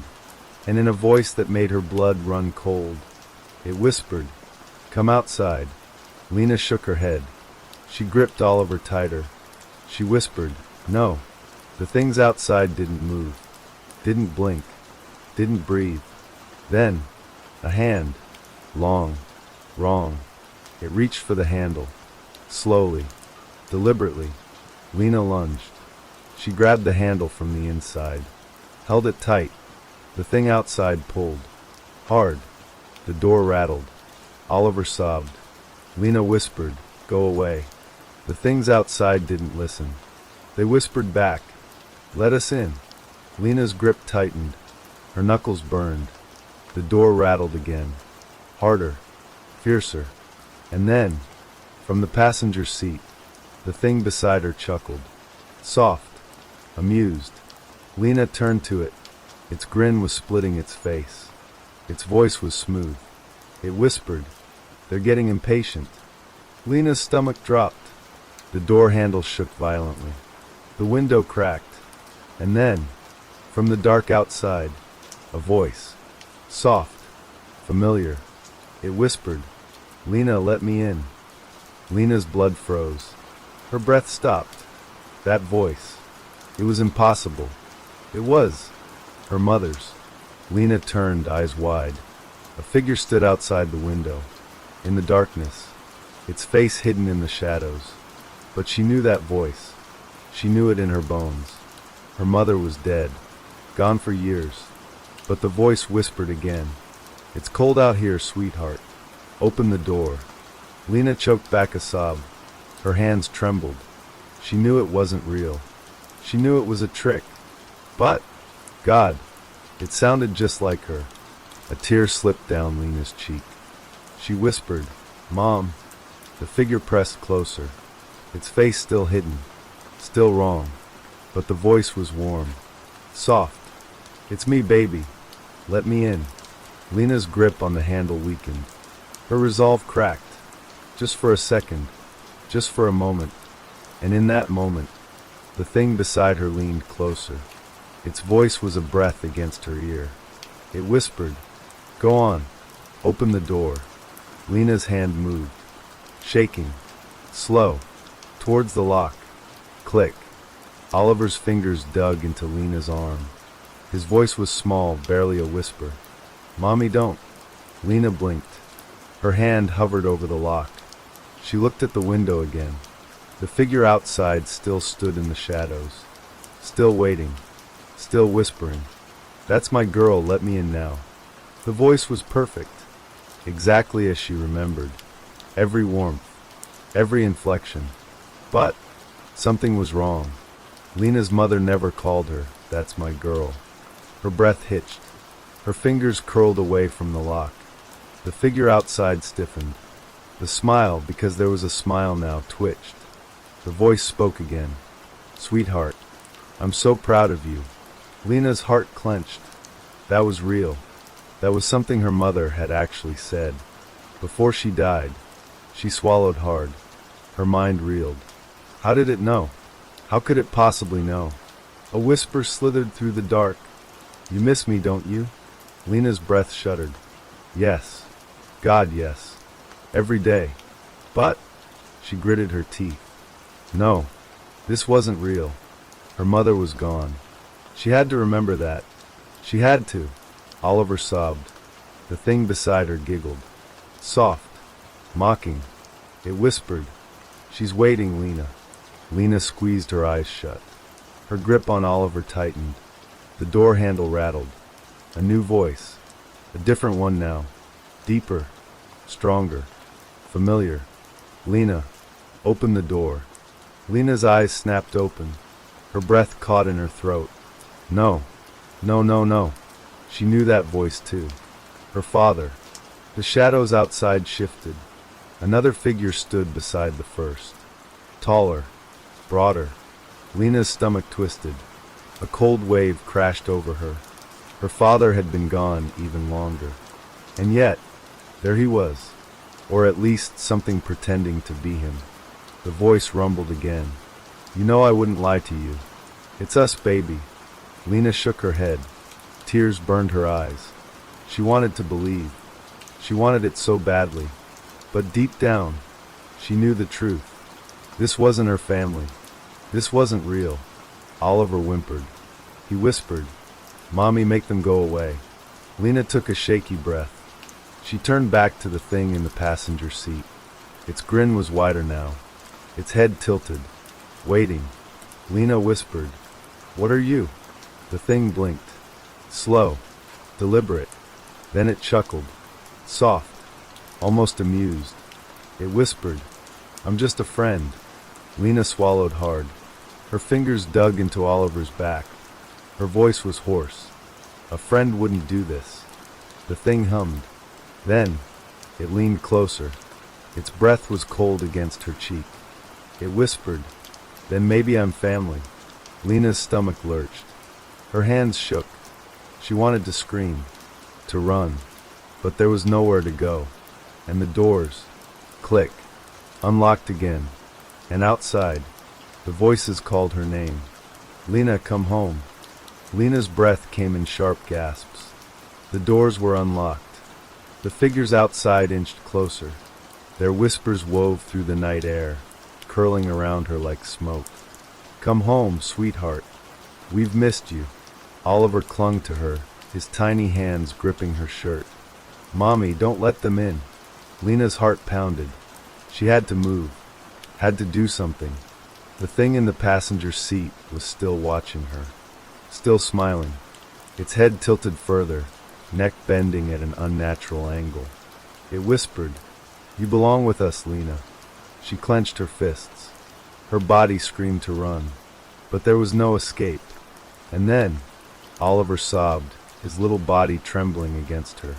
That sound, it cut through everything. Lena turned to him. His face was buried in her side, tears soaking through her sweater. He was real. He was here. He was hers. Her son. Her family. Not them. Not whatever was outside. Not whatever was inside. Her hands moved before she could think. She grabbed Oliver and shoved him toward the back seat. Get down, she whispered. Oliver obeyed. She turned back. The figures were closer now. She could see them clearly. Too clearly. Their faces. Wrong. Too smooth. Too stretched. Like masks pulled too tight over something else. Something watching from beneath. The thing in the car whispered, It's too late now. Lena reached for the lock. The door swung open. Cold air rushed in. And then, a hand grabbed her wrist. Lena screamed. The hand around her wrist was ice cold, its fingers thin and too long. The grip was gentle, almost loving, but there was something wrong about it. She jerked back, her heart slamming against her ribs. The figures outside had stopped moving. They stood still, their faces stretched into expectant smiles. Come home, sweetheart. The voice came from the one holding her wrist. A woman, tall, gaunt, her face eerily familiar. Lena's breath caught in her throat. It was her mother. No, it looked like her mother, but her mother had been gone for years. Mom, Lena whispered. The figure tilted its head. The smile never wavered. We never left, Lena. You did. But now you see, don't you? This is where you belong. With us. With family. Lena's body shook. Her mother had died in this town. Just like her father. Just like everyone else. This town doesn't forget its own. Oliver whimpered behind her. Lena's panic sharpened into something else, something stronger. He's not yours, she hissed. The grip tightened. Cold fingers dug into her skin. He will be. Lena's eyes darted to the dashboard. The keys were still in the ignition. She had one chance. With all the strength she had left, she wrenched herself free. Her skin burned where the figure had touched her, but she didn't stop. She slammed the door shut, locked it, and turned the key. The car roared to life. The figures outside screamed. It was a terrible, hollow sound, like wind rushing through an empty house. The street lights flickered wildly. Shadows twisted and stretched, reaching for the car. Lena stomped on the gas. The tires screeched. The car lurched forward. Oliver screamed as hands slammed against the windows. Fingernails scraped the glass. "Come back! Come back!" Lena didn't look. She kept driving. Faster. Faster. The town blurred past her. Buildings warped and twisted in her vision. The road stretched unnaturally, like it would never end. And then, the sign. Now leaving Ash Hollow. The car burst past it. The second they crossed the threshold, the air changed. The pressure in Lena's skull vanished. The whispers stopped. The town behind them was gone. Just gone. Lena let out a shuddering breath. Oliver clung to her, his face buried in her side. "Mommy," he whispered. She hugged him tight. "We're okay," she said. "We're safe." She wanted to believe it, but as she glanced in the rearview mirror, for just a second, she swore she saw her reflection smile back at her, a smile she wasn't making. Let's start with the next story. It was late afternoon when Lucy walked through the grand doors of the library, the soft creak of the hinges echoing in the vast, quiet space. The familiar scent of old paper and wood filled the air as she passed between rows upon rows of bookshelves.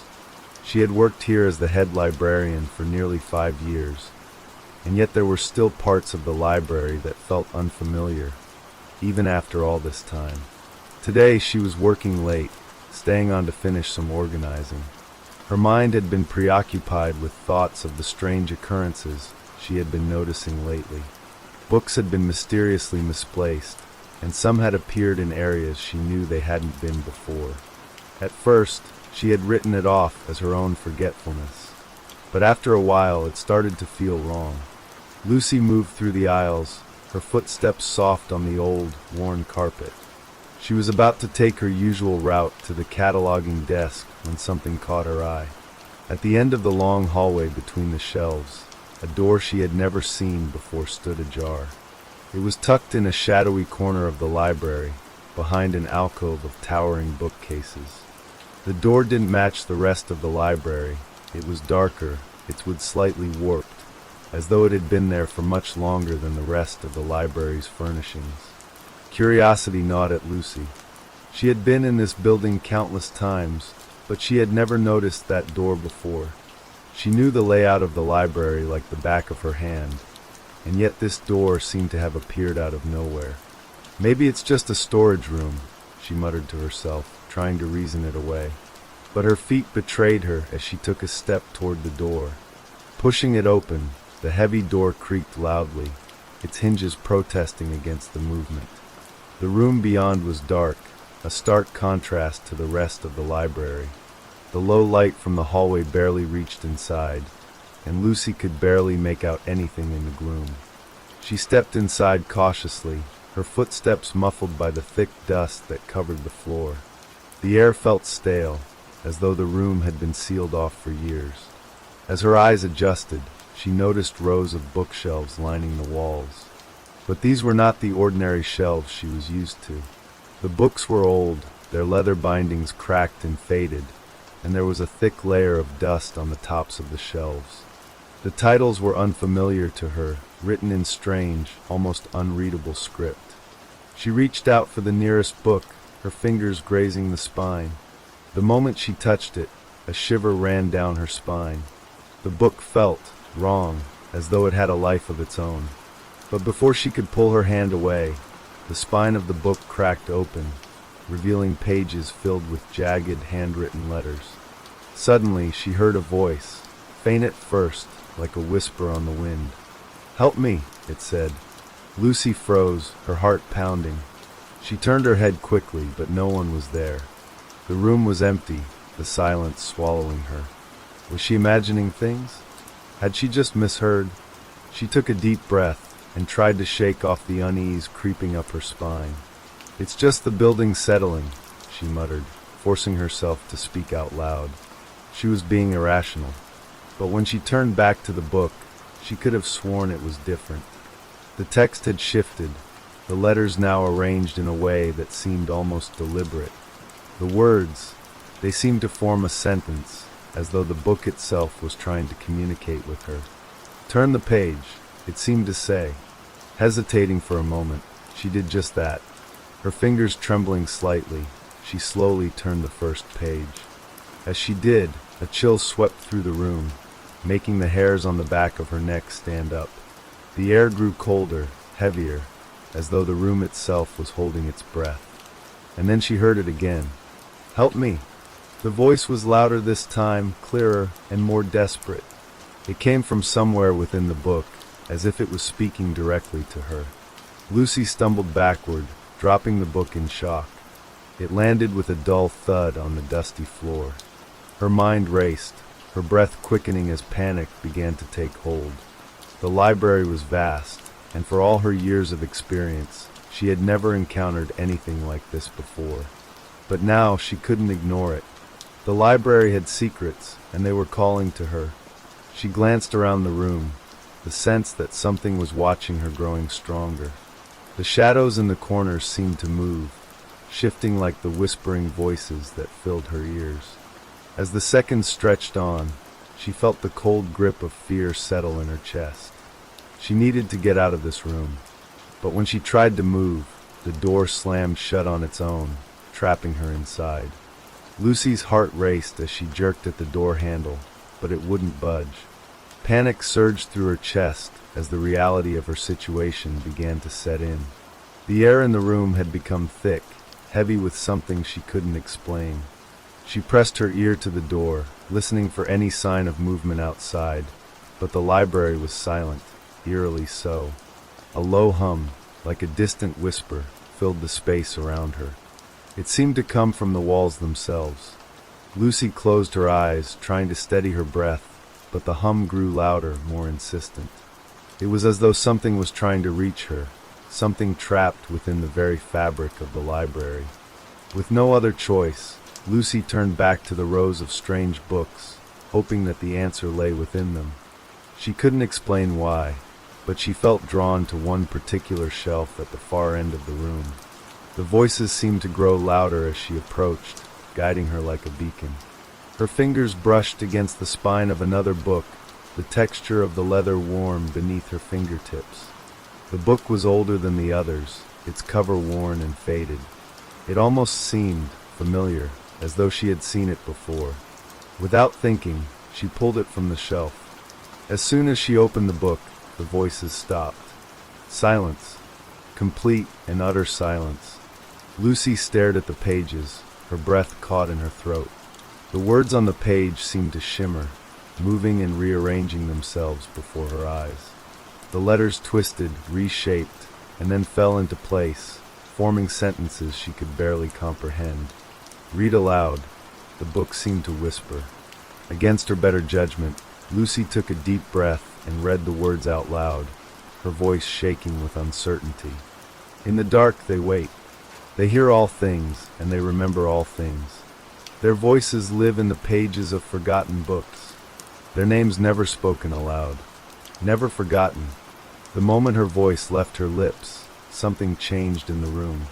The air grew colder, and the shadows in the corners of the room seemed to stretch, creeping closer. The hum returned, but it wasn't just in her ears now. It was inside her head, swirling, pressing against her thoughts. Before she could react, the voices started again, but this time they weren't whispers. They were clearer, louder, as if they were right beside her. "Help me! Help me! Please help me!" Lucy recoiled, dropping the book. She stumbled backward, her breath ragged as she tried to gather her thoughts. The room around her seemed to shift, the books on the shelves trembling as if they had a life of their own. And then she heard it, clear as day, right beside her ear. "Lucy!" She froze, the name echoing in her mind like a distant, familiar memory. But there was no one there. Her heart pounded in her chest as she spun around, searching the empty room. "Who's there?" she whispered, her voice trembling. No answer. Then, from behind her, she heard the faintest rustle of pages turning. Slowly, she turned back to the shelf where the book had fallen. It was open once more, and the pages were turning on their own, flicking back and forth as though someone, or something, was reading it. "Help me," the voice begged again, louder now, clearer, until it felt like it was coming from everywhere at once. It was a voice she recognized. It was her sister's voice. Lucy's breath hitched in her throat. Her sister had gone missing years ago, vanishing without a trace, and no one had ever found out what happened to her. But hearing her voice now, so clearly, from the depths of the library was impossible. And yet, here it was. The pages flipped, and the words formed once more, clearer this time, as if they had been waiting for her to read them. "To release us, you must speak our names." Lucy's blood ran cold. She stepped back, her hand trembling as she reached for the book once more. She had to know. She had to understand. But she couldn't bring herself to speak the words aloud. What was this? What kind of place had she wandered into?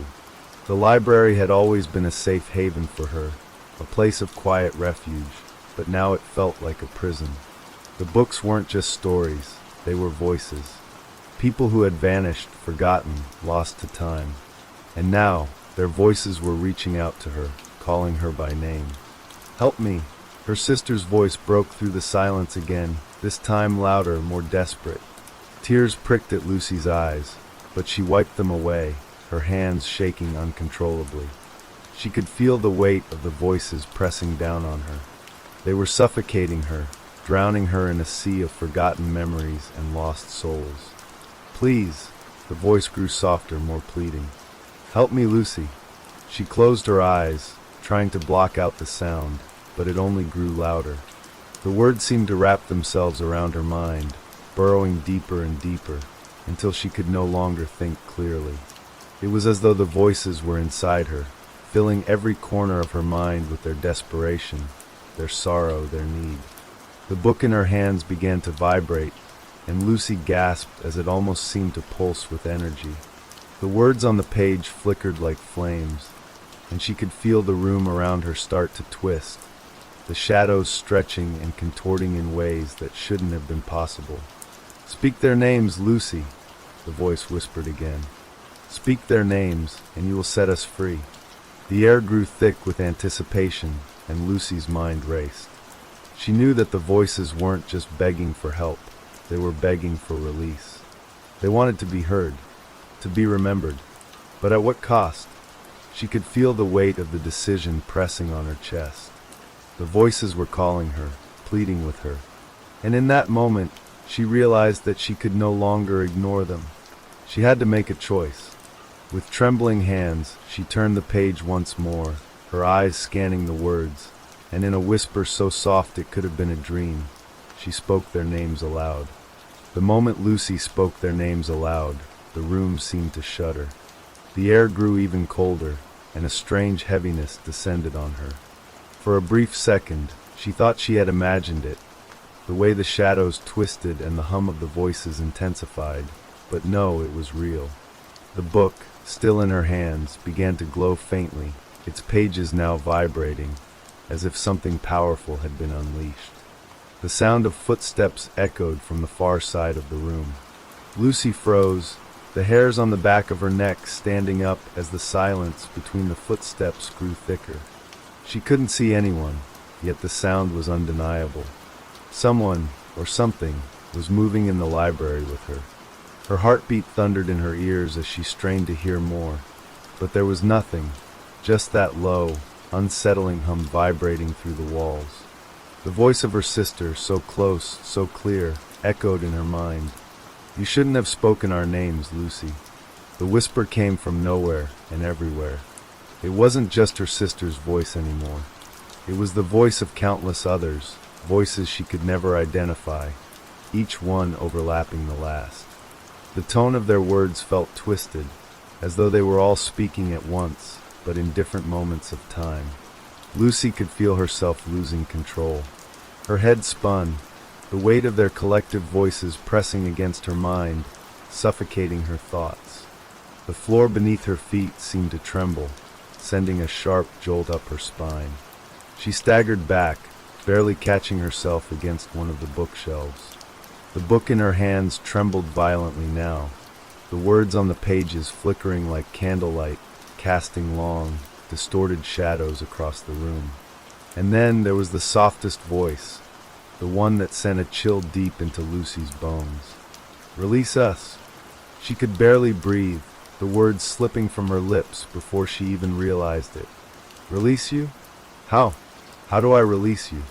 The room seemed to pulse, as though it were alive, reacting to her question. The shelves groaned, and Lucy felt the air grow thick, almost solid. The oppressive force that surrounded her felt like it was pressing in from all sides. The hum of voices grew louder, the sounds swelling to an unbearable crescendo. But amid the chaos, one voice emerged, louder than the rest. "Speak, our names aloud." It said, each word wrapped in agony, as if it had been trapped for centuries. The walls seemed to close in, and Lucy gripped the book with both hands, feeling her mind unravel. She could feel her own name on the tip of her tongue, as if the book itself was pushing her to speak her name aloud. She fought it, her breath shallow and erratic, but the pressure mounted. The shadows, no longer mere distortions of light, seemed to grow hands, reaching toward her, pulling at her, urging her to comply. Tears burned her eyes, and she had to look away from the book. She couldn't see the words anymore. They had become a blur of jumbled letters that made no sense, just like the voices. It was as if her own identity was being swallowed up by this place, this library of lost voices, and the more she fought, the more she felt herself slipping. "Please," she whispered, more to herself than anyone else. She didn't want to do it, but the voices, her sister's voice, the cries of so many unknown souls, she couldn't shut them out. They were part of her now. She had to speak. With trembling hands, Lucy opened her mouth. She could feel the words forming in her chest, each one slipping from her lips like poison. And then, without thinking, she spoke the names aloud. The room shook. Books flew off the shelves, landing in chaotic piles around her. The voices screamed, deafening, surrounding her from all directions. Shadows, thick and dark, seemed to surge forward as if alive, reaching for her, pulling at her arms, her legs. Then, all at once, everything stopped. The library fell silent. The book in Lucy's hand stopped vibrating, its pages now still, the glowing light dimming. She stood frozen, her heart racing in the eerie stillness that had replaced the chaos. Her breath came in ragged gasps, and the air, though still cold, seemed to lose the suffocating pressure it once held. She waited. Her mind was whirling, trying to make sense of what had just happened. Had it worked? Had she truly freed the voices? She dared to look around. The library appeared, unchanged, but something felt different. The shadows in the corners no longer stretched as they had before. The air felt lighter. But then she heard it, a whisper, a soft, almost comforting voice. "Thank you." It was her sister's voice again. But this time, it wasn't filled with fear. It was full of relief. Lucy turned, her eyes wide, searching for the source. And in the far corner of the room, the shelf that had once seemed so foreboding was now empty. The books were gone, every single one of them. For the first time since she had entered the library, Lucy felt the weight of the place lift. The hum of voices, once a constant presence, had faded entirely. She was alone now, but not in the same way as before. There was no longer that sense of being watched, of being hunted. The air felt clean. Her sister's voice echoed one last time, a faint whisper carried on the breeze. "You've set us free." Lucy swallowed hard, feeling a mixture of relief and sadness wash over her. The library had taken so much from her, but in return, it had given her a sense of closure, a sense of peace she hadn't known she needed. And as she made her way to the door, the light from outside now spilling into the room, she knew one thing for certain. The voices had finally been heard. The library was quiet, and for the first time, Lucy felt free. Let's start with the next story. The old house was quiet, its silence broken only by the sound of a soft wind brushing against the windows. The Anderson family had just moved in, inheriting the house from an unknown relative they had never met. The house had a history, one that felt heavy in the air, as if it was waiting for something. "Why do I feel like we're not the first to live here?" Emily Anderson asked, standing by the window and staring out at the overgrown garden. Her husband Jack chuckled. "Maybe because we aren't. This place has been around for centuries. Who knows how many people have walked through these halls?" Emily turned away from the window, her hand brushing against the dusty old furniture. The house was beautiful but had an eerie, old-fashioned charm. The floorboards creaked underfoot, and every room seemed to hide something unknown. The couple's teenage daughter, Lucy, was already exploring the upstairs. She had a tendency to wander off, always seeking the adventure of something new. "Mom, look what I found!" Lucy's voice rang out from the hallway. Emily and Jack exchanged a glance. "What is it, honey?" Emily called back, walking towards the sound of Lucy's voice. Lucy stood beside an old grandfather clock that had been placed in a corner of the hallway. It was covered in dust, its surface dull and chipped. The clock had a strange look to it. The hands didn't move in the usual clockwise motion. Instead, they moved backward, slowly ticking away time in reverse. There was something unsettling about it, almost as if the clock itself was out of place, or rather, out of time. "Isn't it beautiful?" Lucy said, her voice filled with a strange excitement. Jack knelt down beside her, inspecting the clock. "It's odd. Why would someone leave a clock like this behind? It doesn't look like it's even working." "I don't know," Emily replied, frowning. "It's giving me a weird feeling." Suddenly, the clock let out a soft, mechanical click. Emily jumped back, startled. The hands had moved again, but this time, it wasn't the slow, backward motion they had seen before. It had ticked forward just one step. "I think it's broken," Jack said, standing up. "Maybe it's been like this for years." But Emily couldn't shake the feeling that there was more to it. "Let's just leave it for now," she said, turning away. "We should finish unpacking." Over the next few days, the Andersons tried to settle into the house, but the presence of the clock lingered. They couldn't help but notice that it was always there, watching them from the corner of the hallway. The hands would tick forward every so often, but not in a regular pattern. It was as though the clock was counting down to something. "Mom, look!" Lucy shouted one evening, her voice full of fear. "The clock, it's moving faster!" Emily rushed to the hallway and saw that the clock had indeed sped up. The hands were moving much faster now, but still backward. "That's impossible," Jack muttered, stepping forward to inspect the clock. "This isn't normal." Emily stepped closer to the clock, trying to make sense of it. Maybe it's some kind of old mechanism, a trick of the design? But deep down, she knew that wasn't it. There was something else at play here, something darker. Later that night, as the family settled down for bed, the ticking of the clock became louder. It was a slow, rhythmic sound that seemed to echo through the house. It filled the silence, almost drowning out all other noises. At first, they ignored it, but as the days passed, the ticking grew louder, more insistent. It felt as though the clock was not just counting time, it was counting down. One morning, when Emily went downstairs to make breakfast, the ticking was all she could hear. It seemed to be coming from every corner of the house, its sound growing more unnerving. When she reached the hallway, the clock was there, its hands almost at the bottom of the face. They were nearly pointing straight down, and the ticking was faster than ever. Her heart raced as she watched. Then, without warning, the clock stopped. Emily's breath caught in her throat. The silence was suffocating. The room seemed to hold its breath, as if waiting for something to happen. And then it did. The clock began to tick backward, faster this time, almost as though it was gaining momentum. The sound filled the house, louder and more frantic. Emily stepped back in shock, her heart pounding. Suddenly, there was a loud, sharp noise, a scream from upstairs. "Lucy!"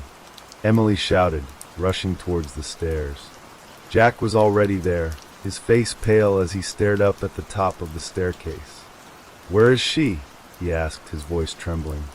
They ran up the stairs, calling out for their daughter. The house felt different now. The air was thick, almost suffocating, as if something was pressing in on them from all sides. They found Lucy's room empty. "Where is she?" Emily cried, panicked. Jack's eyes fell on the clock. It was ticking backward at a terrifying pace, its hands moving so quickly now they were just a blur.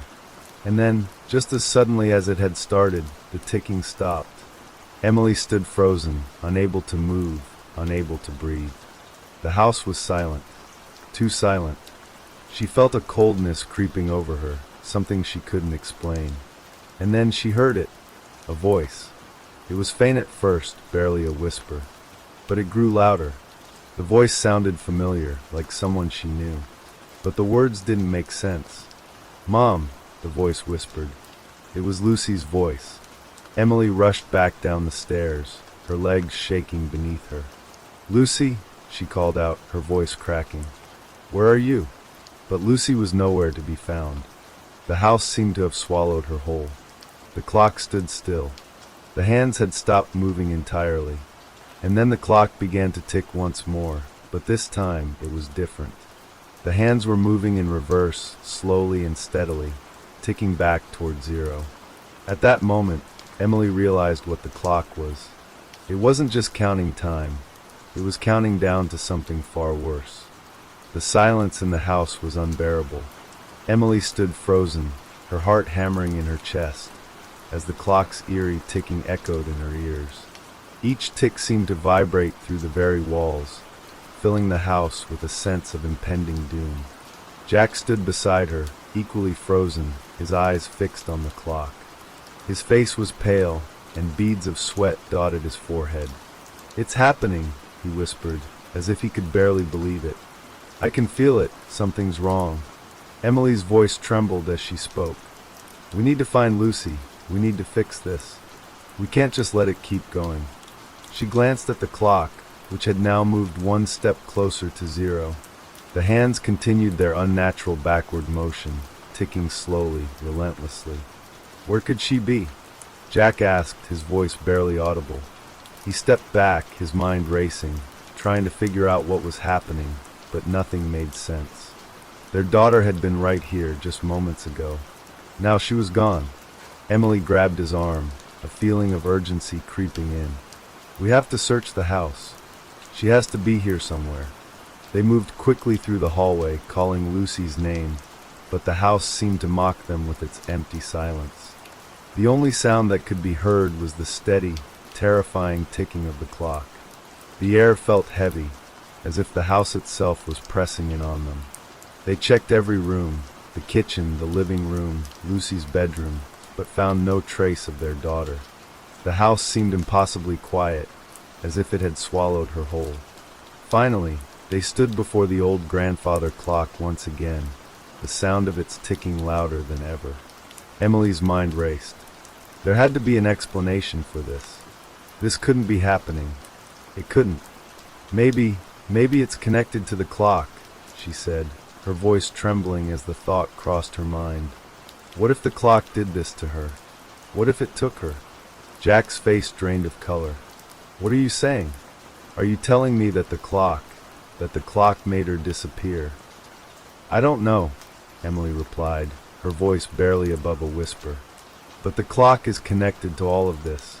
It's counting down, and when it reaches zero..." She couldn't finish her sentence. The horror of it all was too much to bear. Jack's hand trembled as he reached for the clock. He had to do something. He had to make it stop. But the moment his fingers touched the cold wood of the clock, the ticking grew louder, faster. It was as though the clock was alive, responding to his touch. Suddenly, the air around them seemed to shift. It became colder, almost frigid. Emily shivered as she felt the temperature drop dramatically. "Jack," she said, her voice cracking with fear. "Something's happening." The clock's hands were moving rapidly now, their backward motion relentless. Each tick seemed to pull the house deeper into darkness, as though time itself was unraveling. And then, at the very moment when the hands reached the final second, the clock emitted a loud, mechanical snap.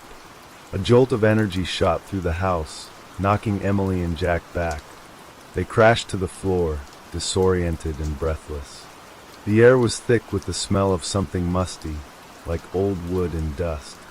When they finally managed to stand up, the house had changed.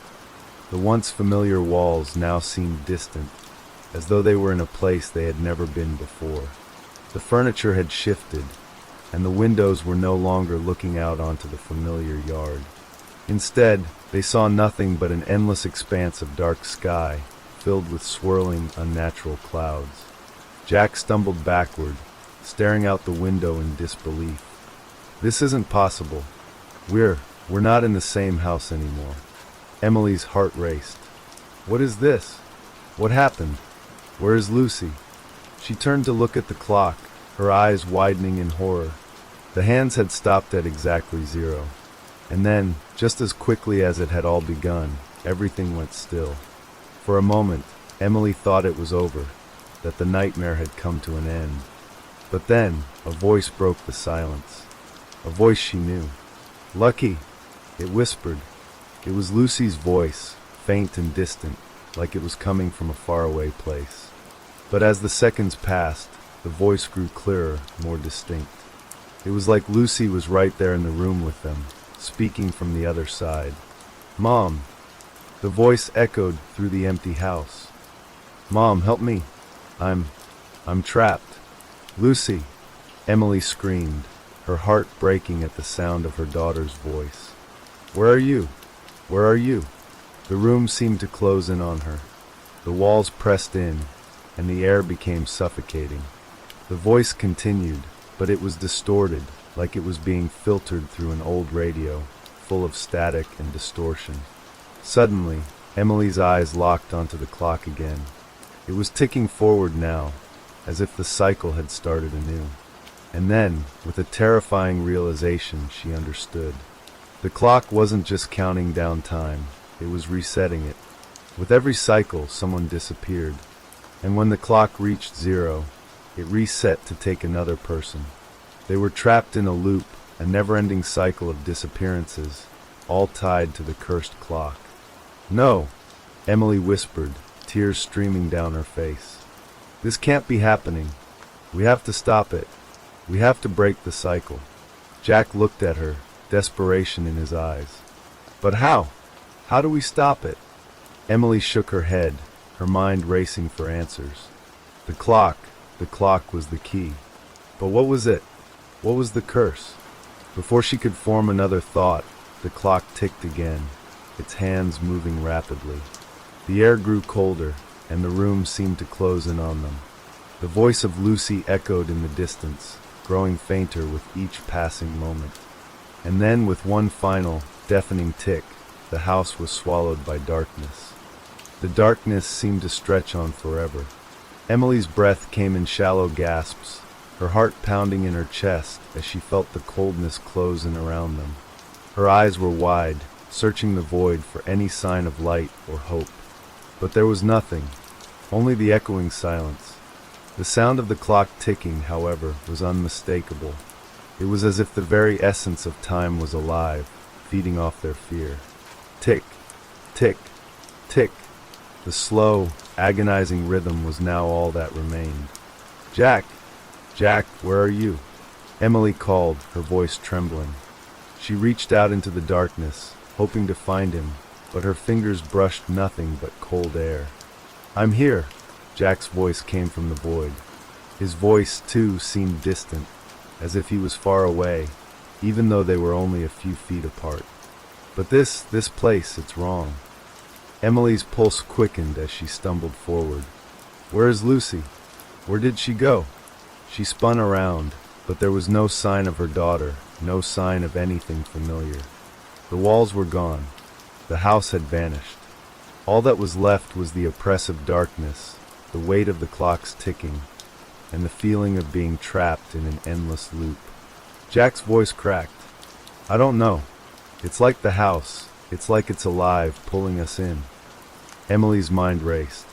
The clock, the cursed clock, was the key. It had to be. It had already claimed one of them, and now it was resetting, taking them deeper into the nightmare. The voices, Lucy's voice, it all pointed to the clock. They needed to stop it. They needed to break the cycle before it consumed them all. Jack, Emily said, her voice firm despite the fear that gripped her. We have to find the clock. We have to stop it. Jack didn't respond right away, but Emily could hear him moving toward her in the darkness. She grabbed his arm, clinging to him as though he was her anchor in this ever-shifting nightmare. Where is it? She asked, her voice barely above a whisper. Jack's hand brushed against her shoulder. I don't know, but we can't stay here. We have to move. They moved slowly, cautiously, as though the darkness itself might swallow them whole if they weren't careful. The ticking of the clock continued, though it was now louder, more insistent, as if it was aware of their every move. Do you hear that? Jack asked suddenly, his voice tense. Emily strained to listen. At first, she heard nothing but the ticking of the clock. But then, through the silence, a faint sound began to emerge. It was a soft, almost imperceptible whisper, like the rustling of paper or the swishing of fabric. It was coming from somewhere far off in the darkness. Lucy, Emily called, her voice desperate. The whisper grew louder, closer, and then, just as Emily thought she might be able to make out the words, it stopped. The silence that followed was suffocating. Jack grabbed her arm, pulling her back. Emily, look! Emily turned, her heart leaping into her throat as she saw a faint, flickering light in the distance. It was small, like the glow of a candle, but it was enough to give her hope. She stumbled toward it, Jack close behind her, their feet crunching on the cold, invisible floor beneath them. As they approached the light, Emily felt a strange sensation. It was as if the world around them was warping, shifting, bending. The air seemed thick, charged with an electric energy that made her skin prickle. She could barely see now, but the flickering light ahead seemed to grow brighter, almost blinding. Finally, they reached the source of the light, a small, ornate door. The wood was old and cracked, the paint chipped and faded. But the light emanated from behind it, and something about it felt familiar. Is this it? Emily asked, her voice tight with fear. Jack nodded, his hand reaching for the doorknob. It has to be. He turned the knob, and the door creaked open, revealing an even darker space beyond. But Emily could see something in the distance. The faint silhouette of a tall figure, standing alone in the dark. It was the clock, the cursed clock. But it wasn't the same clock they had seen before. This one was larger, its wooden frame twisted and warped, the numbers on the face jagged and misshapen. The hands, too, were different. They were long and spindly, reaching out like fingers, and they seemed to twitch and move on their own, as if they had a life of their own. The ticking was louder now, deafening, filling the room with its relentless rhythm. It seemed to shake the very air. Lucy! Emily screamed, rushing toward the clock. But there was no answer. Jack grabbed her arm, pulling her back. Emily, wait! We don't know what this thing will do. But Emily didn't care. She had to stop it. She had to save Lucy. With one last cry, she reached for the clock, her hands trembling as she touched its cold surface. The moment her fingers brushed against the wood, the clock's hands stopped moving. The silence was immediate, almost suffocating. And then everything changed. The air shifted, the room darkened, and the ticking was replaced by a soft, almost soothing hum. Emily felt the temperature rise, the coldness of the void melting away, as if the house was breathing once again. Suddenly, she heard a voice, a familiar voice. It was Lucy's. Mom! The voice whispered, barely audible. Emily's heart skipped a beat. Lucy, where are you? But the voice didn't answer. Instead, the clock began to move again, but this time, it wasn't counting down. It was counting up.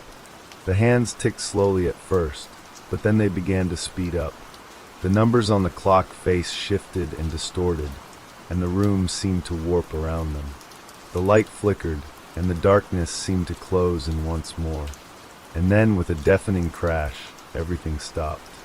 Jack and Emily were thrown backward, landing hard on the cold floor.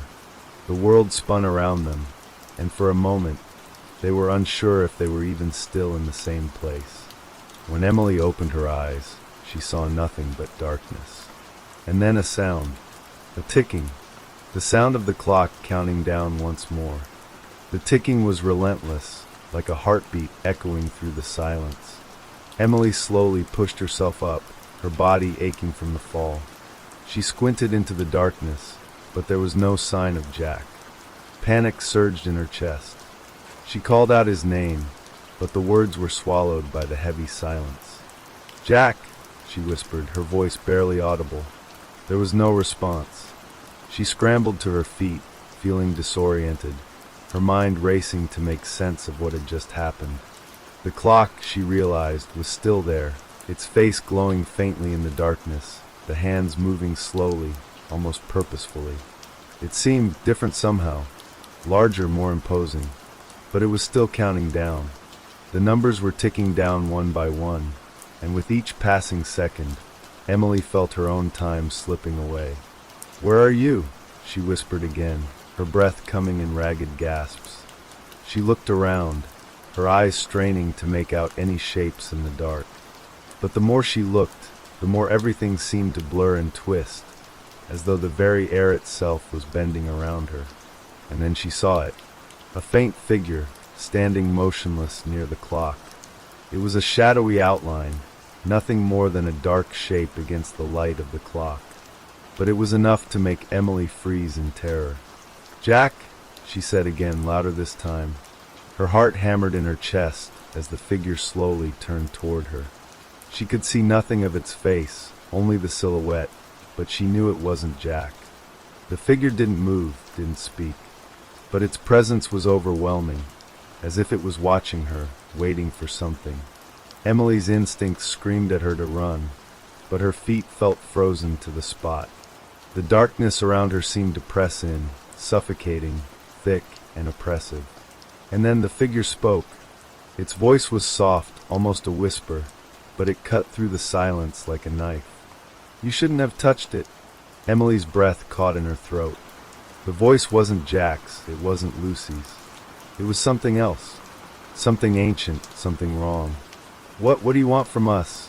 she asked, her voice trembling, barely above a whisper. The figure didn't answer. Instead, it raised one hand, pointing toward the clock. Emily's eyes followed the movement, and she felt her stomach drop as she saw what was happening. The clock's hands were moving faster now, spinning uncontrollably, the numbers on the face flipping wildly. The ticking had become a roar, a deafening cacophony that filled the room with an overwhelming pressure. Emily staggered backward, her hands shaking. She couldn't look away from the clock. It was like it had a power over her, a force that was pulling her toward it, forcing her to watch as the seconds ticked down, relentlessly, unceasingly. And then the ticking stopped. The silence that followed was crushing. It was as though the world itself had gone still, as though nothing existed outside the confines of the clock and the dark room that surrounded them. And then, with a sharp crack, the clock's hands reset. Everything seemed to shift, to realign, like a reset button had been pressed. The room around Emily flickered, and for a moment, she felt as though she was falling. No, not falling. She was being pulled, dragged, somewhere deep into the darkness.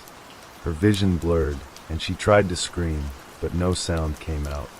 The clock began ticking again, this time more slowly, more deliberately. Each tick seemed to echo in her mind, louder and louder until she couldn't tell if it was the clock she was hearing or her own heartbeat. "Time is not your friend." The voice came again, cold and hollow. Emily couldn't tell where it was coming from, but it felt like it was inside her head, twisting her thoughts.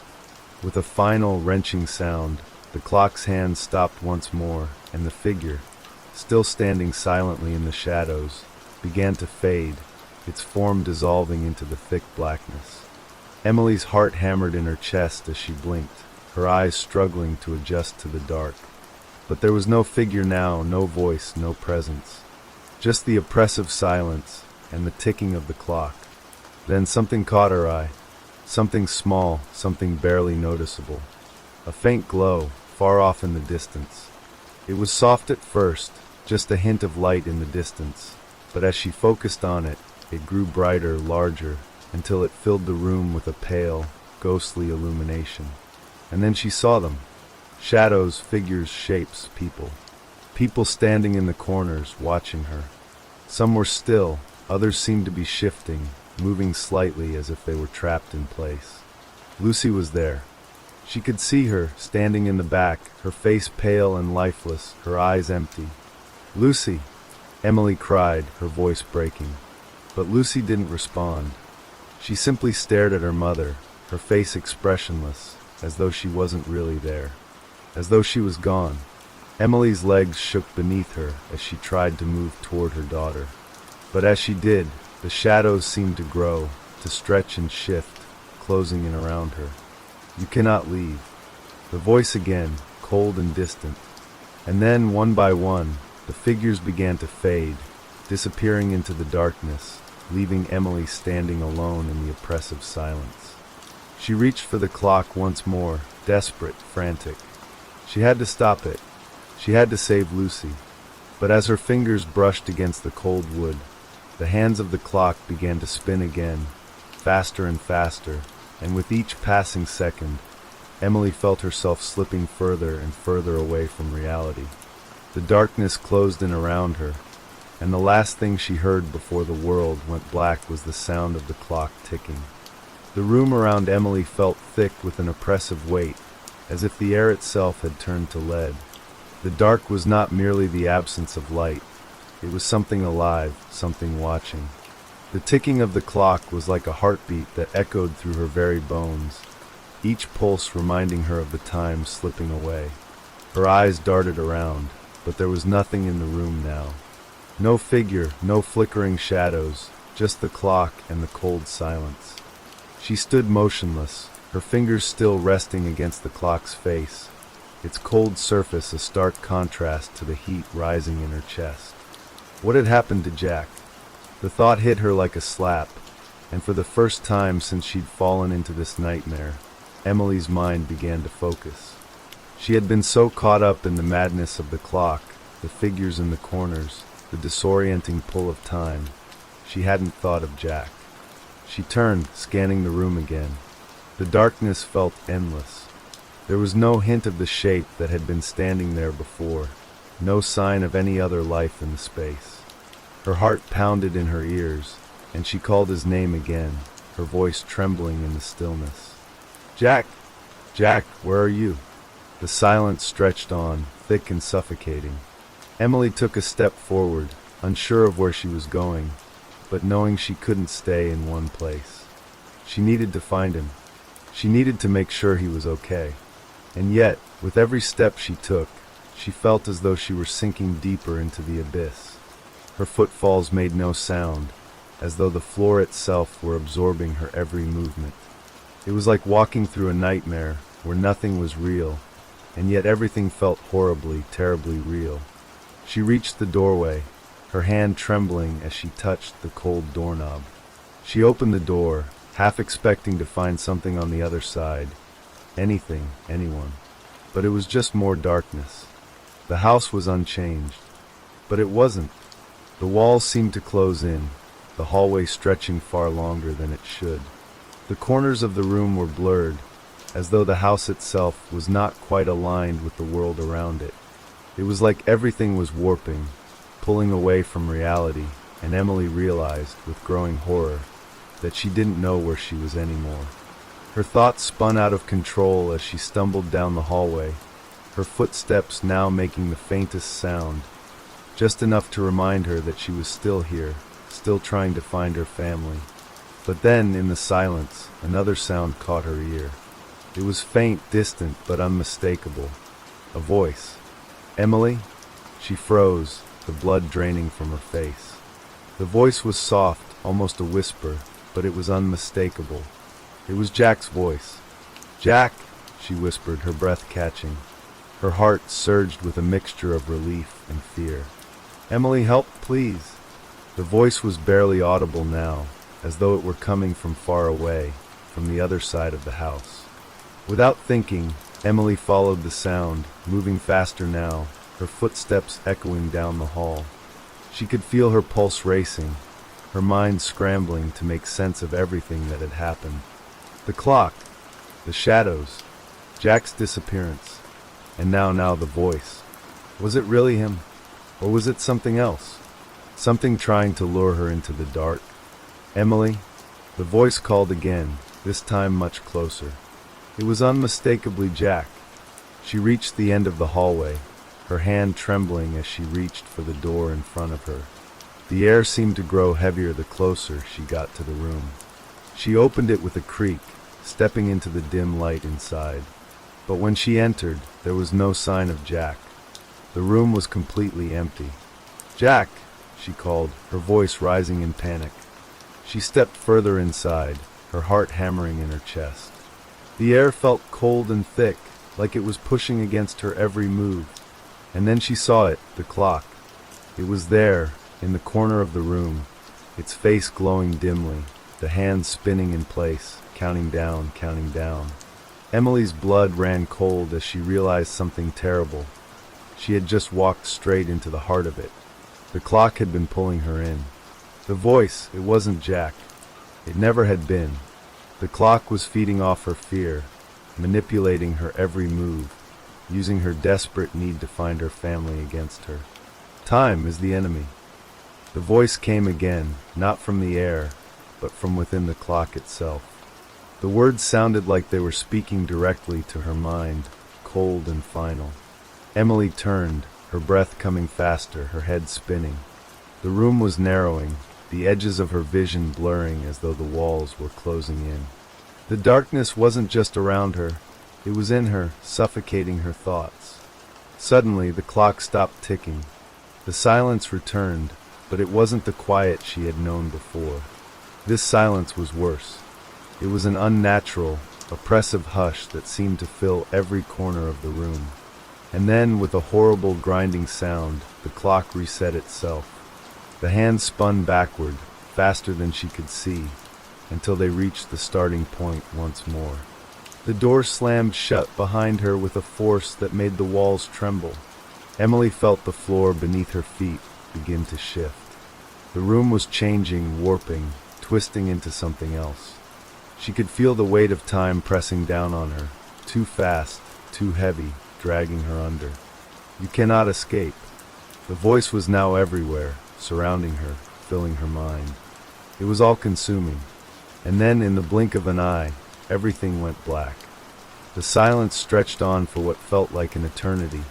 But then, slowly, Emily became aware of something, the faintest sound of ticking.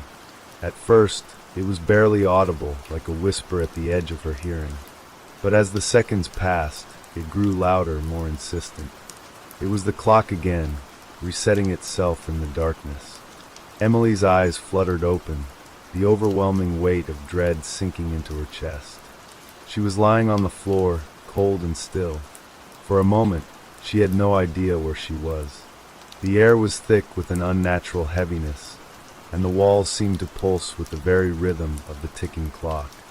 She pushed herself up, her hands trembling as they pressed against the cold, smooth surface of the floor. She looked around, blinking to clear the fog in her mind, and realized she was back in the room with the clock. But everything had changed. The room was dimly lit by a single flickering light in the far corner, casting strange shadows that seemed to move of their own accord. The walls seemed to twist, as if the very structure of the house had been bent and warped beyond recognition. The clock, its hands now spinning backward, stood in the center of the room. Emily's breath caught in her throat as she took in the sight. The once familiar antique clock now seemed alien, its surface gleaming in a sinister, unnatural way.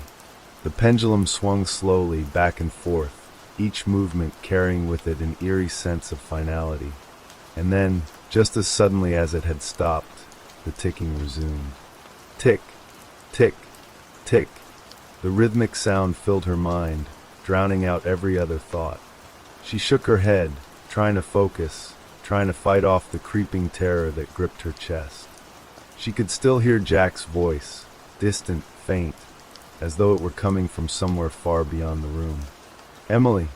She stood up shakily, her legs unsteady beneath her, and moved toward the clock. The voice had to be coming from it. There was no other explanation. It had to be. She reached out, her fingers brushing against the cool wood of the clock's frame. Emily stopped. The voice was louder now, more desperate. It seemed to come from all directions at once, filling her ears and her mind with its urgency. Emily jerked her hand back, her heart pounding in her chest.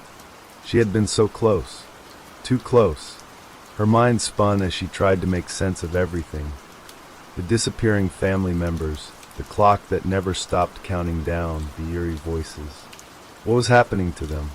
Why had the clock come into their lives? You cannot escape. The voice was no longer just a whisper.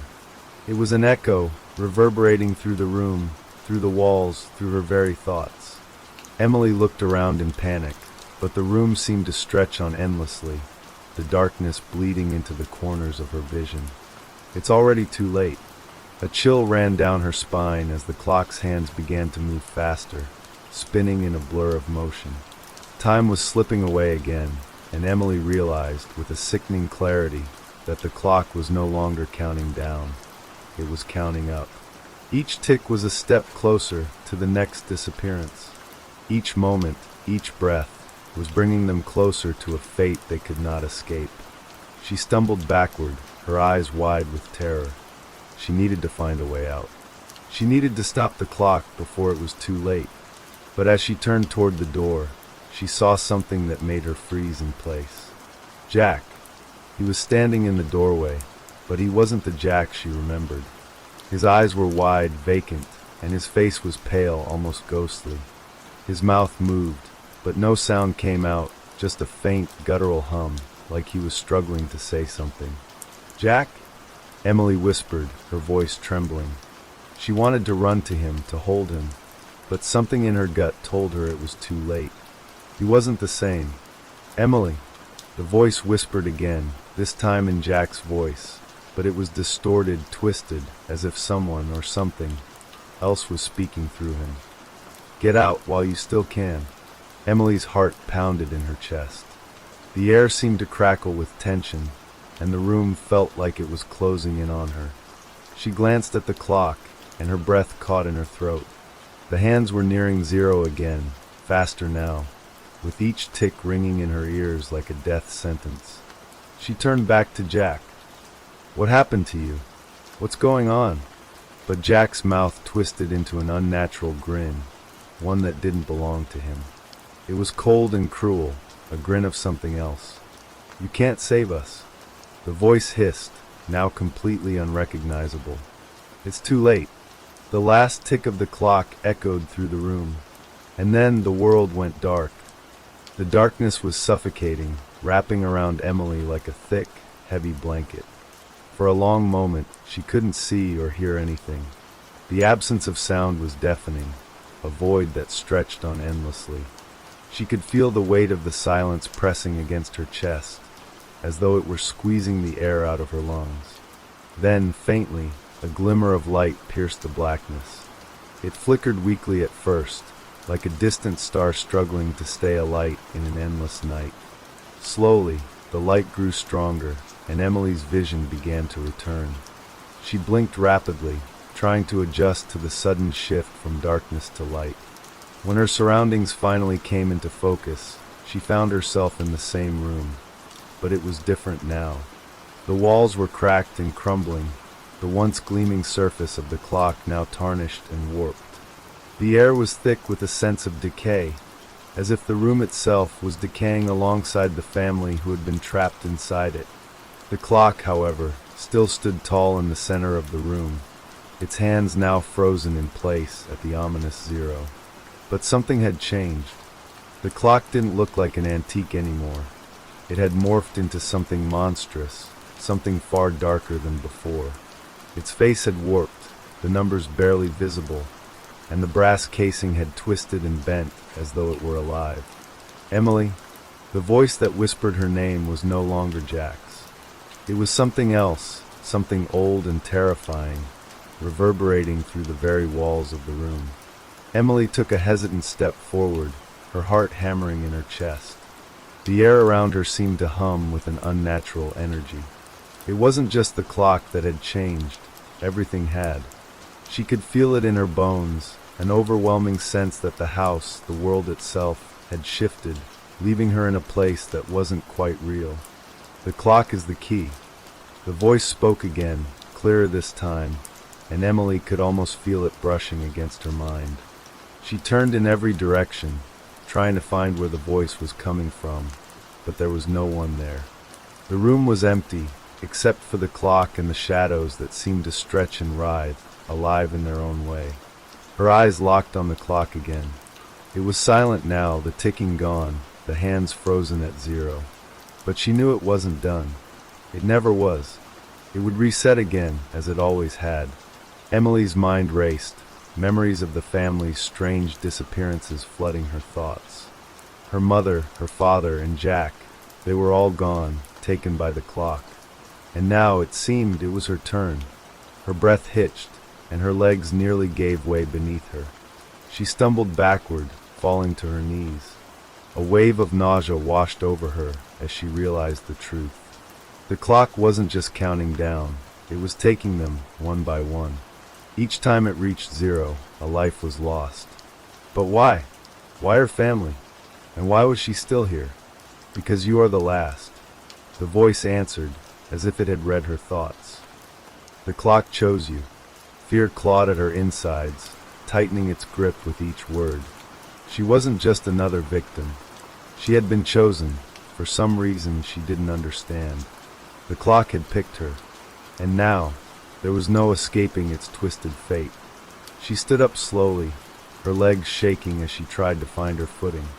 Her mind screamed for her to run, to get out of the house, to escape before it was too late. But there was nowhere to go. The door, the windows, they were all sealed shut, as though the house itself was keeping her inside. It's pointless to try to leave. The voice mocked her, cruel and unforgiving. You are already trapped. Tears stung her eyes as she clutched her head, trying to make sense of it all. She had to do something. There had to be a way to break the cycle, to stop the clock before it was too late for her too. But how? She looked back at the clock, its pendulum now swaying slowly, almost hypnotically. The ticking hadn't started again, but she knew it would. She could feel it in her bones, the inescapable pull of time winding down. And then a thought struck her, a possibility, a last-ditch attempt to escape the curse that had consumed her family. What if I stop it? She whispered to herself, her voice trembling with fear. What if I destroy the clock? The idea terrified her. What would happen if she tried to break the clock? Would it release the curse, or would it only make things worse? But there was no other choice. She had to try.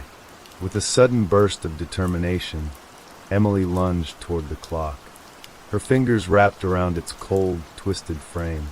The clock seemed to resist her touch, its surface pulsing with dark energy, but she didn't let go.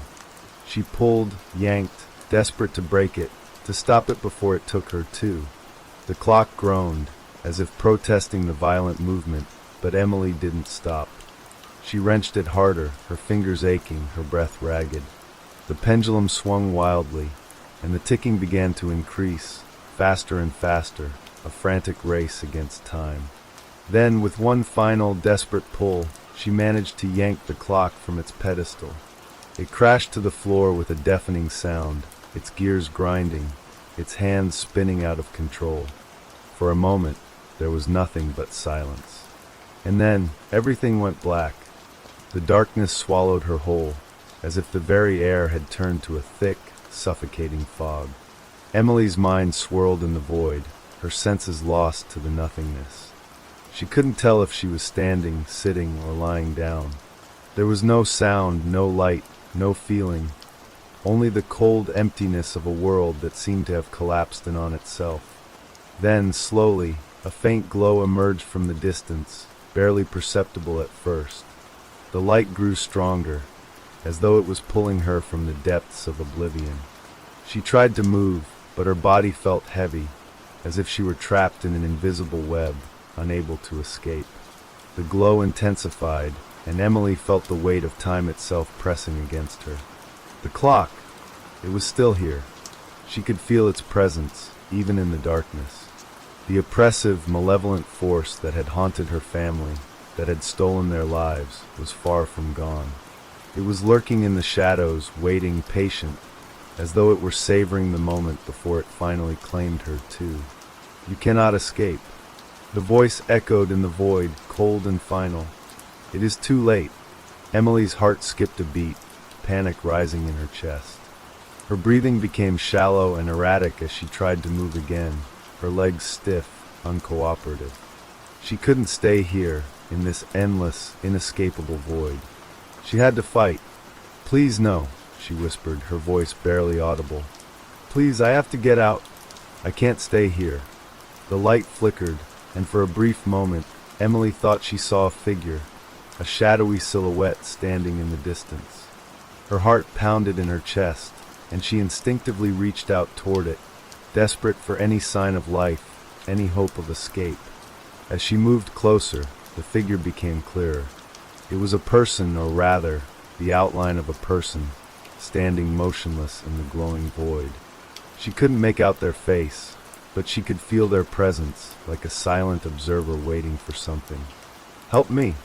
Emily screamed, her voice trembling. "Please, I need help."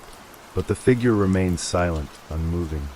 With a surge of desperation, she reached forward, her fingers brushing against the cold surface of whatever the figure was standing near. And as she touched it, the world shifted. The glow faded, replaced by a harsh, jarring light that made her eyes sting. Emily blinked rapidly, her surroundings snapping back into focus. The room was gone, replaced by an endless hallway. She was standing in a narrow corridor, the walls lined with doors that seemed to stretch out forever. The air was thick with dust, and a strange, oppressive silence hung in the air, broken only by the sound of her own footsteps echoing down the hall. "Where am I?" she whispered, the question slipping from her lips before she even realized she'd spoken it. The hallway felt endless, stretching on and on without end. The doors, old and weathered, each seemed to pulse with a strange energy, as though they were waiting for her to open them. But which one? Which door would lead her to safety? Or was she meant to open them all? The chill in the air deepened as she moved forward, the hairs on the back of her neck standing on end. She could feel the presence of the clock behind her, always just out of reach, always watching. Its ticking was faint, almost imperceptible, but it was there, growing louder with each step she took. And then, one door at the far end of the hallway began to creak open. It was as though it had been waiting for her, calling to her in a way that chilled her to the bone. The door opened slowly, almost deliberately, revealing a room beyond. A room that looked just like the one she had left behind, the room with the clock. "No!" she cried out, her heart racing. "Not again!" But she couldn't stop herself. The door was open now, and despite her fear, Emily found herself moving toward it, drawn by some invisible force, unable to turn away. The closer she got, the louder the ticking grew, until it felt as though the sound was coming from inside her head. She crossed the threshold, and the room swallowed her whole. Inside, everything was exactly as it had been before. The clock still stood in the center, its hands frozen at 0. The room was dark and still, as though nothing had changed. But something was different, something subtle but unmistakable. The air was thick with the weight of inevitability. "You can't escape." The voice spoke again, its words a whisper in her ear. "It's already begun." Emily's hands trembled as she reached for the clock, her mind racing for a solution. She had destroyed it once. Could she do it again? Could she break the cycle? She had to try. She had to try. With all her strength, she grabbed the clock, lifting it from its pedestal. The weight of it felt wrong in her hands, as though it was too heavy for her to hold. But she didn't care. She wasn't going to let it take her family, her life, again. With a roar of defiance, Emily hurled the clock to the floor, the crash echoing through the room. She stood there, gasping for breath, waiting for something, anything, to happen. But nothing came. The room was silent still. And then, the hands of the clock began to move. The ticking started slowly at first, then sped up, faster and faster, until it was a maddening, rhythmic thrum in the air. Emily's heart pounded in her chest, a familiar sense of dread creeping in. She could feel it again, the presence of the clock, the force that controlled time itself. "You cannot break it." The voice was stronger now, louder, as though it was coming from everywhere at once. "You are bound to it." Her mind reeled. The clock, it had always been there, always controlling them, controlling everything. But what if there was a way to stop it, once and for all? She wasn't sure how, but one thing was clear. She wasn't going down without a fight. The ticking of the clock grew louder, each beat reverberating through the room, vibrating her bones. Emily's fingers tightened around the broken clock, her knuckles white. The weight of it pressed against her, its presence suffocating. She could hear it now, the unmistakable sound of her family, her loved ones, calling out to her from somewhere, their voices indistinct, carried by the ticking. "Mom!" She thought she heard a voice say, faint and distant. "Mom, help us." It was Jack, her husband. His voice sounded so real, so full of pain. Emily's chest tightened, a lump forming in her throat. She wouldn't, let this clock take another person. She had to do something, anything, to stop it. Her eyes scanned the room, desperate for any kind of answer, any clue as to what she was supposed to do. The broken clock sat before her, its hands spinning erratically, its face cracked, but its power still pulsed through the air like a living thing. She could feel the weight of its curse, the curse that had taken her family, that had kept her trapped. "No," she whispered, stepping back from it. "I won't let it take anyone else." Her hands shook as she wiped the sweat from her forehead. Her mind raced. She had to think. There had to be a way to stop this, to break the cycle. The answer was just beyond her reach. The clock, it had to be the key, but how? How could she destroy something that controlled time itself? And then, as if in response to her thoughts, the clock began to slow.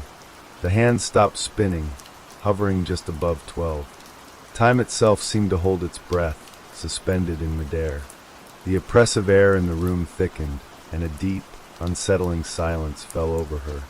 She stood there motionless, her heart hammering in her chest. She felt as though the world was holding its breath, waiting for something to happen. "You think you can break it?" The voice whispered again, sharp and menacing. It came from all around her, as though the very walls themselves were speaking. The words seemed to dig into her mind, mocking her, threatening her. Emily's heart raced, but she couldn't back down now.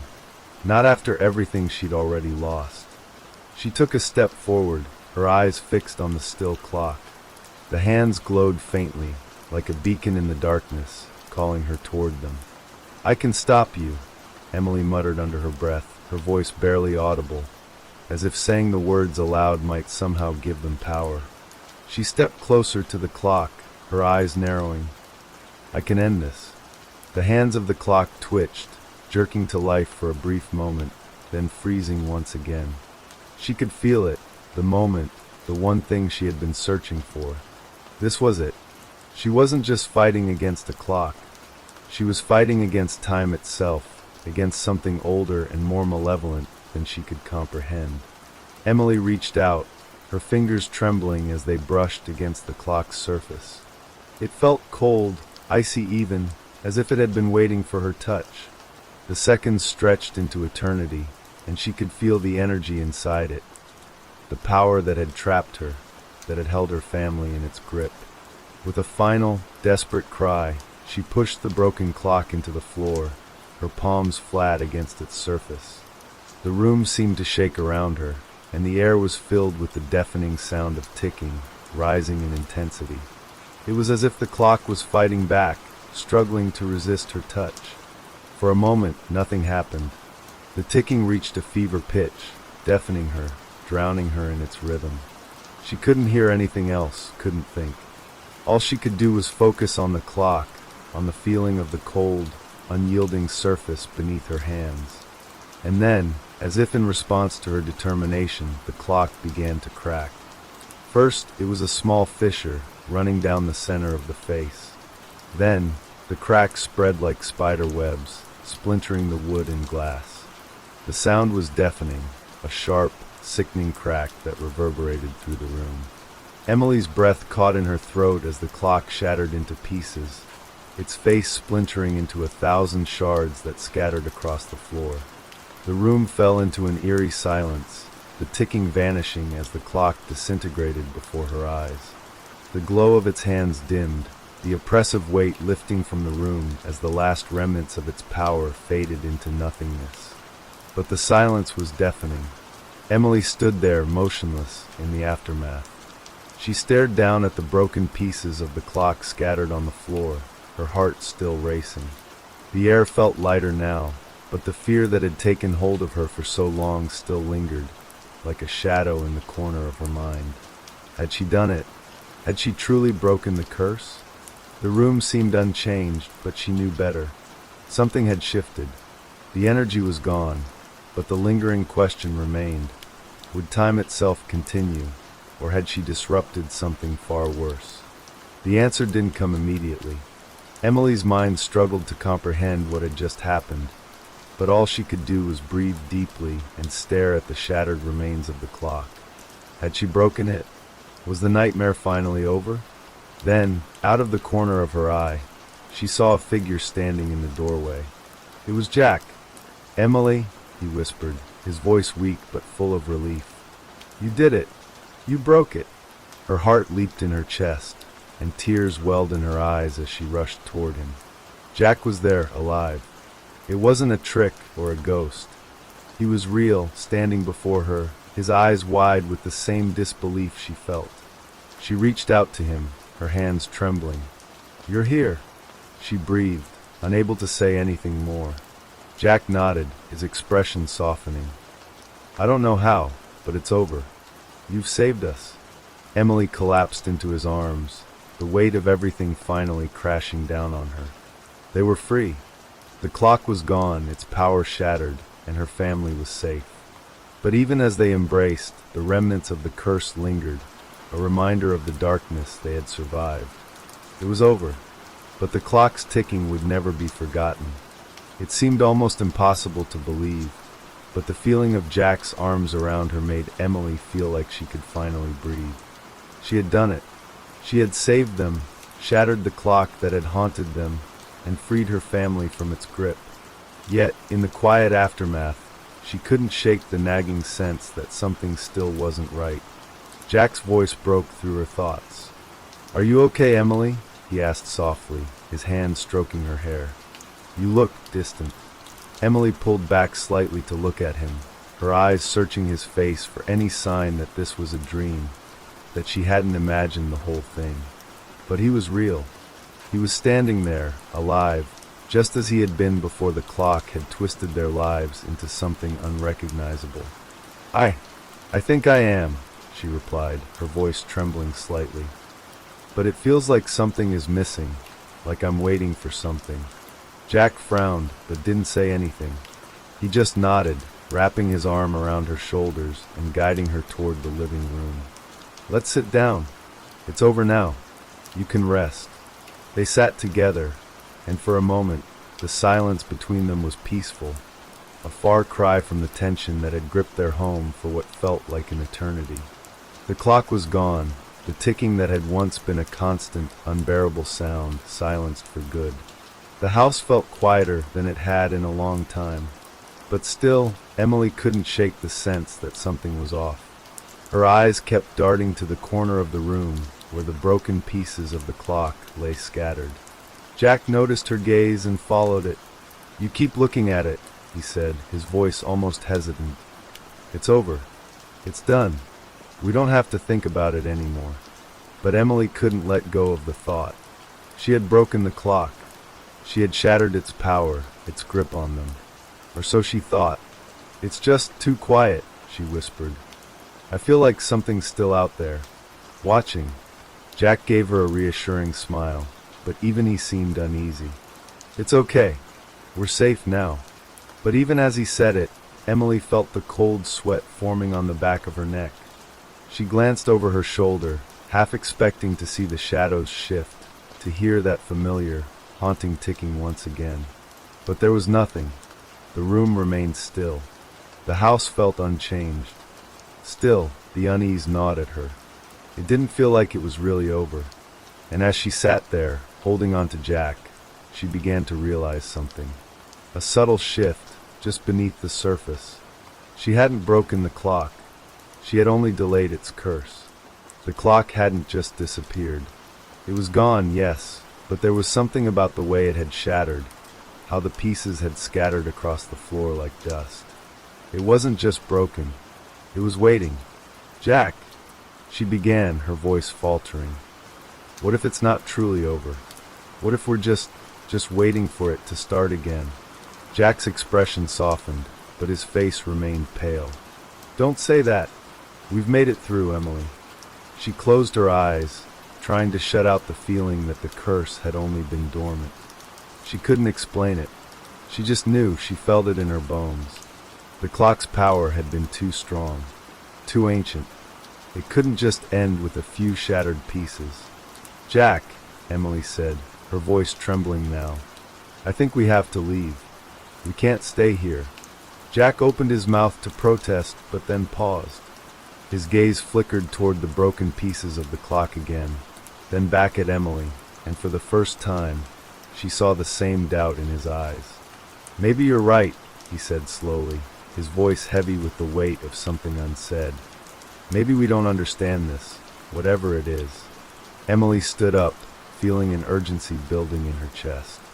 We need to leave right now, before it's too late. She moved toward the door, but before she could reach it, a low hum filled the room, just beneath the silence. It was a vibration, almost imperceptible at first, but it grew louder. The floor beneath her feet seemed to vibrate, and the walls of the house creaked as if stretching. The air itself felt heavier, thick with dread. No, Emily whispered, her heart racing in her chest. It's starting again. The clock. The cursed clock. She could feel its presence returning, like a living thing, crawling through the walls, reaching for her. The very atmosphere around her seemed to be alive with the pulse of time, slipping, bending, returning. Get away from the door, Emily screamed.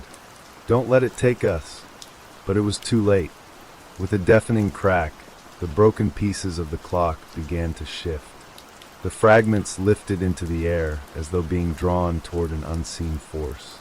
Emily could see them, see the pieces coming together, forming the shape of the clock once more. The hands of the clock twisted, the minute hand ticking backward, and the second hand spun wildly.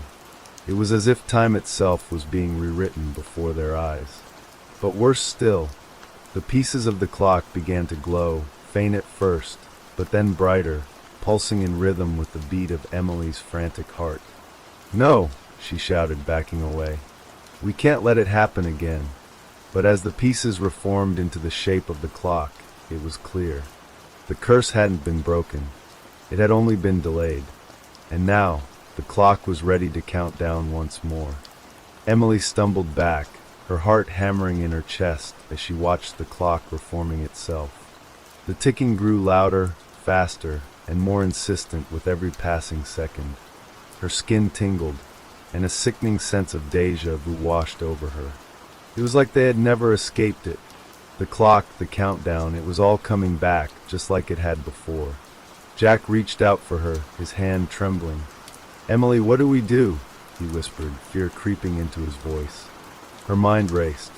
They couldn't let it happen again. They couldn't lose another family member, not again. But what could they do?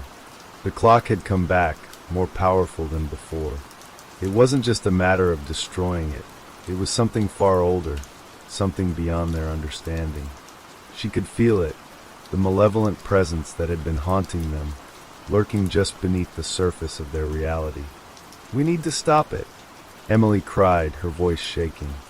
"We need to break it, destroy it completely." But as she reached for the clock, something stopped her. A whisper, barely audible at first, echoed in her mind. "Don't touch it." It was a warning, but from where? From whom? The voice was soft, barely a breath, but it was clear. She had heard it before. She had felt it before. "What is it?" Jack asked, his eyes wide with confusion. He had heard nothing, but he could see the panic in her eyes. Emily took a step back, unable to tear her gaze away from the clock. The hands continued to spin, the seconds ticking away relentlessly. Each tick felt like a knife to her chest, each passing moment pulling her closer to the inevitable. And then it hit her. The answer was right in front of her. The clock isn't just a device. It's a doorway. Emily whispered to herself, her voice trembling. "It's a portal." Jack stared at her, baffled. "What are you talking about?" "It's just a clock." But Emily's mind was already racing. The clock wasn't just counting down to the disappearance of a family member. It was counting down to something far more sinister. A doorway. A way to pull someone from this world into another. A place beyond time. A place where the clock's power could reach its full potential. "We can't destroy it like we did before," Emily muttered. "We have to stop it from ever reaching zero. We have to stop time itself." Jack's eyes narrowed as he processed what she was saying. "How do we do that?" The clock's hands continued to tick, ticking closer to zero. Emily felt a sudden, overwhelming sense of urgency. They didn't have much time. The voice, that whisper, was right. The clock was more than just an object. It had a power that transcended time, and if they didn't find a way to stop it, they would all be consumed. "We have to go back to the beginning," Emily said, her voice barely above a whisper. Jack stared at her, confused. "The beginning? What do you mean?" "We have to find out where the clock came from," Emily replied, her voice firming with determination. "Who created it? Why it exists?" Without waiting for Jack to respond, Emily grabbed her coat, her hands shaking as she pulled it on. She didn't know where she was going or what she would find, but she knew one thing. If they didn't uncover the truth, they would be trapped in this cycle forever. The clock would always come back, and someone would always disappear. "Emily, wait!" Jack called after her, but she didn't stop. She couldn't. She had no choice now. The streets outside were eerily quiet as Emily made her way through the town, her breath coming in sharp bursts as she walked faster. Jack was following behind her, but she didn't look back. She had to find the answers, and she had to find them now. The clock was ticking, and time was running out. They finally reached the edge of the town, to a small, abandoned antique shop that Emily had passed many times before, but had never thought much about. The windows were dark, and the door was old, the wood cracked and weathered. A rusty bell above the door jingled as Emily stepped inside, her footsteps echoing through the empty space. The shop was filled with old relics, dust-covered trinkets, and faded paintings. It looked like a place frozen in time, and that unsettled Emily even more. It felt wrong, like the clock had some kind of connection to this place. "What is this place?" Jack whispered, his voice filled with awe and fear. Emily didn't answer him. She was drawn to the back of the shop, to a small, dusty display case. Inside, she could see the faint outline of something familiar. She stepped closer, her breath catching in her throat. There it was, the clock. The same one. But this time, it wasn't broken. "Emily, is that the clock?" Jack's voice broke through her trance, and Emily nodded, unable to speak. She reached out, her fingers brushing against the glass of the display case. She could feel the cold, unyielding surface of the clock beneath her touch. The ticking was louder now, echoing in her head, but there was something else, something more. It was calling to her. "What do we do now?" Jack asked, his voice shaking. Emily didn't know. She didn't have all the answers, but she knew they had to do something. She had to stop the clock once and for all. She had to find the person who had created it and stop them before the cycle could continue. "We need to find out who made it," Emily said, determination burning in her chest. "We need to end it." Emily carefully examined the display case, her heart racing. The clock seemed to hum softly under her touch, as if it were alive, waiting for her to make the next move. She turned to Jack, her voice steady but filled with urgency. "We need to find the person who created this." Jack stepped closer, his face pale. "But how?" His voice trembled slightly. "The shop looks abandoned. There's no one around." "I don't know yet," Emily said, her eyes scanning the cluttered shelves around them. "But we need to start asking questions. There has to be someone who knows about this clock." She stepped back from the case, taking in the dimly lit room. The musty scent of old paper and wood filled the air, the silence oppressive. She ran her fingers over the wooden display case, tracing the grain of the old wood, as though the answer might be hidden in the smallest detail. Jack sighed and stepped away, walking slowly around the room. This is madness," he muttered, more to himself than to Emily. "I can't believe we're actually standing here looking at a clock that takes lives." "We don't have time to stand around," Emily snapped. She was starting to feel the weight of the ticking clock on her mind again. She needed to act quickly, before it all slipped out of her grasp. "We have to figure this out." She walked to the counter at the far end of the shop and spotted an old ledger resting on it, covered in dust. Emily quickly picked it up, brushing the dust off the cover, and flipped it open. The handwriting inside was neat, but faded with age. Names and dates were scrawled across the pages in an orderly fashion, but one entry caught her eye. It was a name she didn't recognize. "Arden Fairfax," Emily murmured, reading aloud. "Who's that?" Jack asked, his curiosity piqued despite the fear still clouding his thoughts. "I don't know, but I think they might be the key." Emily traced her finger over the name. "Look, it says clockmaker, inventor." She turned to Jack, her voice growing stronger with each word. "This could be the person who created the clock. Where do we find them?" Jack asked, stepping closer to look at the page. Emily flipped through the ledger, scanning for any other clues. After a few moments, she found a second mention of Arden Fairfax, this time with an address written beside the name. "Here, this is where we need to go." Emily pointed to the address. "We have to find them." Jack nodded, though his face was still filled with doubt. "But what if they don't have the answers? What if we're just making it worse?" "We don't have a choice, Jack." Emily's voice was firm now. She could feel the weight of the situation pressing down on her. They didn't have time to waste on what-ifs. Every moment was precious. "If we don't do this, if we don't stop this clock, we might be next." Jack didn't argue. Instead, he glanced nervously at the ticking clock, as if waiting for something terrible to happen. The seconds were slipping away, and the countdown was always present, a reminder of the danger they were in. "All right, let's go," Jack said, his voice a mix of fear and determination. "But we need to be careful. We don't know what we're walking into." "I know," Emily replied softly, slipping the ledger into her bag. She turned toward the door, glancing back at the clock one last time.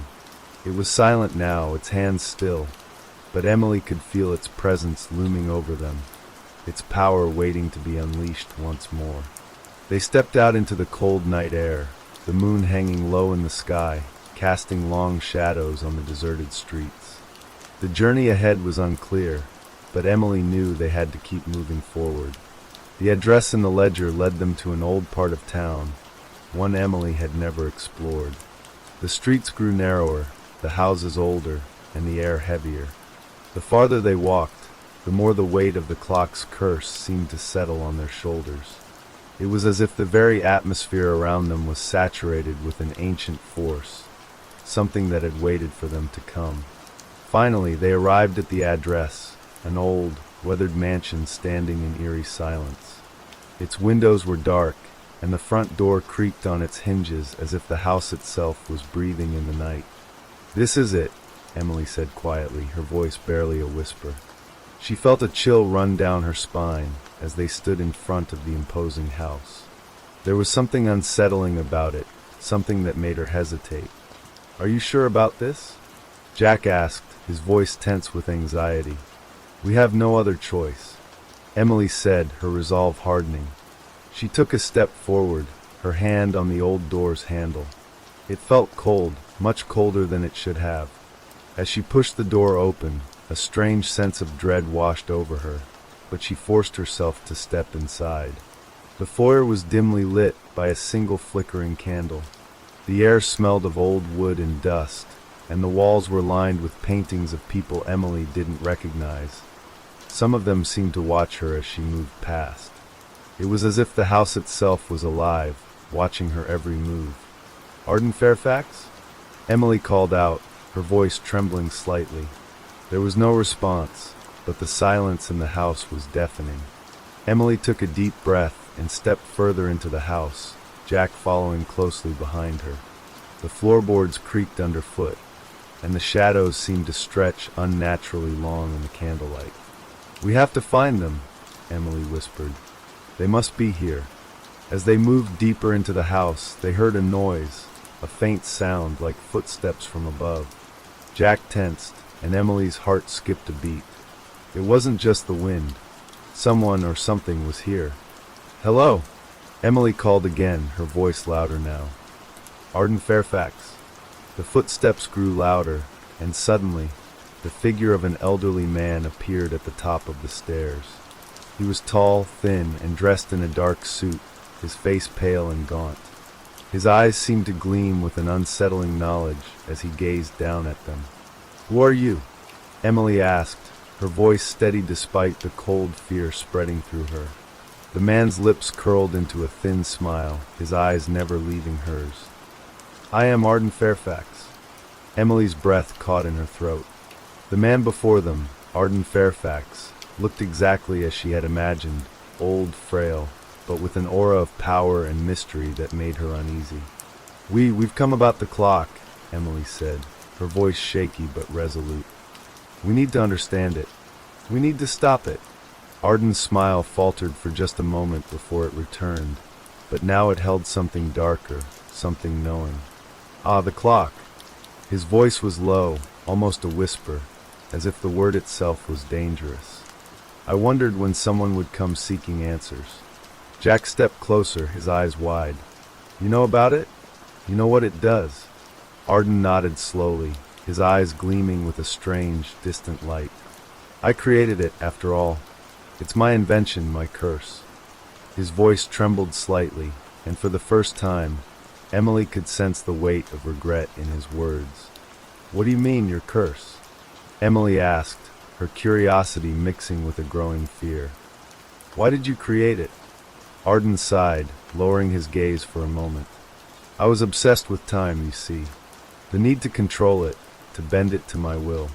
I thought I could fix things, undo mistakes."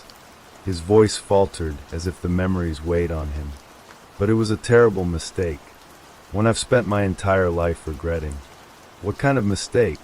Jack pressed, his voice urgent. "The clock. It was meant to keep time, yes, but it does more than that. It counts down, and when the countdown reaches 0, it takes what it wants. A life, a soul." Arden's eyes met theirs, dark and full of sorrow. "And once it takes someone, it resets, waiting for the next cycle." Emily's stomach turned. "You mean it takes people?" Arden nodded gravely.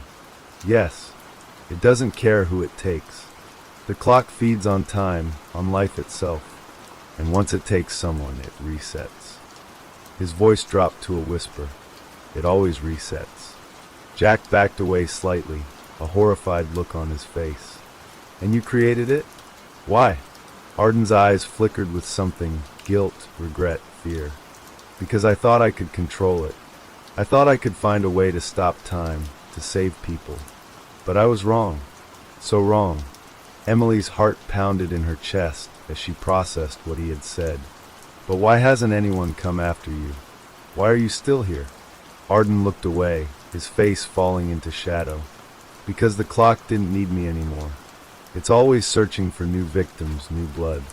It doesn't care about its creator. It doesn't care about anything. The silence hung heavy between them. Emily felt the weight of it, the crushing reality of what they were facing. So, what do we do? How do we stop it? Arden's eyes flickered back to them. You can't stop it. Not completely. His voice was almost resigned. The clock was made to feed. The best you can hope for is to delay the inevitable. Delay? Emily asked, her mind racing. What do you mean? There has to be something we can do. There is one thing. Arden's voice grew darker. There's a way to delay the clock's reach, but it's dangerous. It requires a sacrifice. What kind of sacrifice? Jack asked, his voice tight with fear. Arden's gaze shifted away from them, as if the very thought of it pained him. A soul, a life, a trade. His voice dropped to a whisper. You must offer something of equal value to the clock. Only then can you delay the countdown. Emily's heart thudded painfully in her chest. Are you saying we have to give up someone to save the rest of us? Yes. Arden's voice was cold, detached. That is the price. Jack looked as if he might collapse. That's insane. We can't do that. Arden's face twisted into a grimace, the old man's pain evident. I didn't want to do it either, but it's the only way. Emily's mind was racing. A sacrifice? Was there really no other way? She couldn't fathom the idea of giving up someone, anyone, just to stop the clock. But what other choice did they have? The clock had already claimed one life in their family. If they didn't act fast, it could claim more. Is there no other way? Emily asked again, her voice shaking with desperation. Arden didn't answer right away. He stared at them, his eyes clouded with memories of his own failures. I wish I could give you another option, but the clock doesn't give second chances. It takes what it wants, and it doesn't care who it hurts in the process. Jack ran a hand through his hair, visibly distressed. What do we do? What happens next? How do we even begin to figure this out? Arden's face softened slightly, but there was a strange sorrow in his eyes. You have to decide. The clock is already ticking, and there is no more time to waste. But know this, if you choose to delay, someone must pay. The room seemed to grow colder as his words sank in, the weight of the decision settling over Emily and Jack. They had come here looking for answers, but now they were faced with a horrifying choice, one that would haunt them forever. Is there really no way to break the curse completely? Emily asked, her voice barely a whisper. Arden shook his head slowly. The clock is ancient. Its power is beyond anything I could understand, even when I created it. The only way to truly stop it is to destroy it. Destroy it, Emily repeated, disbelief in her voice. How? Do you know how to destroy it? Arden's gaze darkened. I've tried. I've spent my life trying to destroy it, to break its hold. But the clock always finds a way back. It always resets. Emily's mind spun as she processed the gravity of their situation. There was no easy way out. No matter what they chose, the consequences would be catastrophic. We have to go back, Emily finally said, her voice hoarse.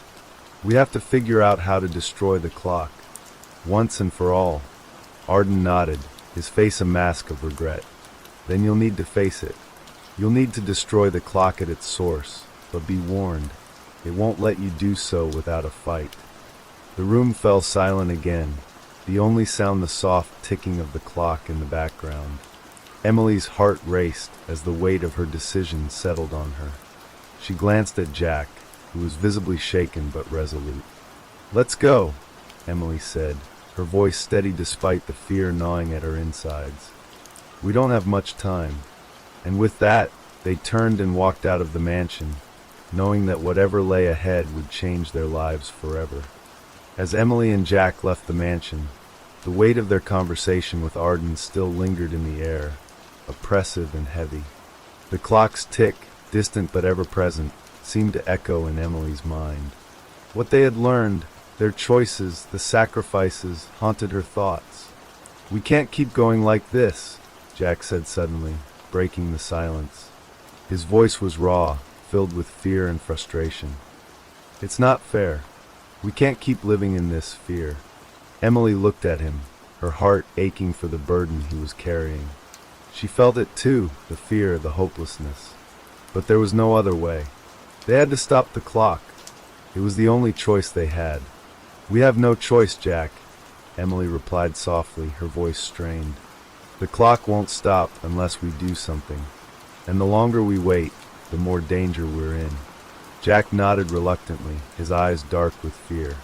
He didn't want to face what was ahead. Neither of them did. But they had no choice. "We'll figure it out," Emily said, more to herself than to Jack. She needed to believe it. "We'll destroy the clock. We'll find a way." They walked in silence for a while, the sound of their footsteps the only noise in the still night. The town seemed quieter than usual, as if the world itself was holding its breath, waiting for something terrible to happen. When they arrived back at the house, the sight of the clock in the hallway made Emily's stomach churn.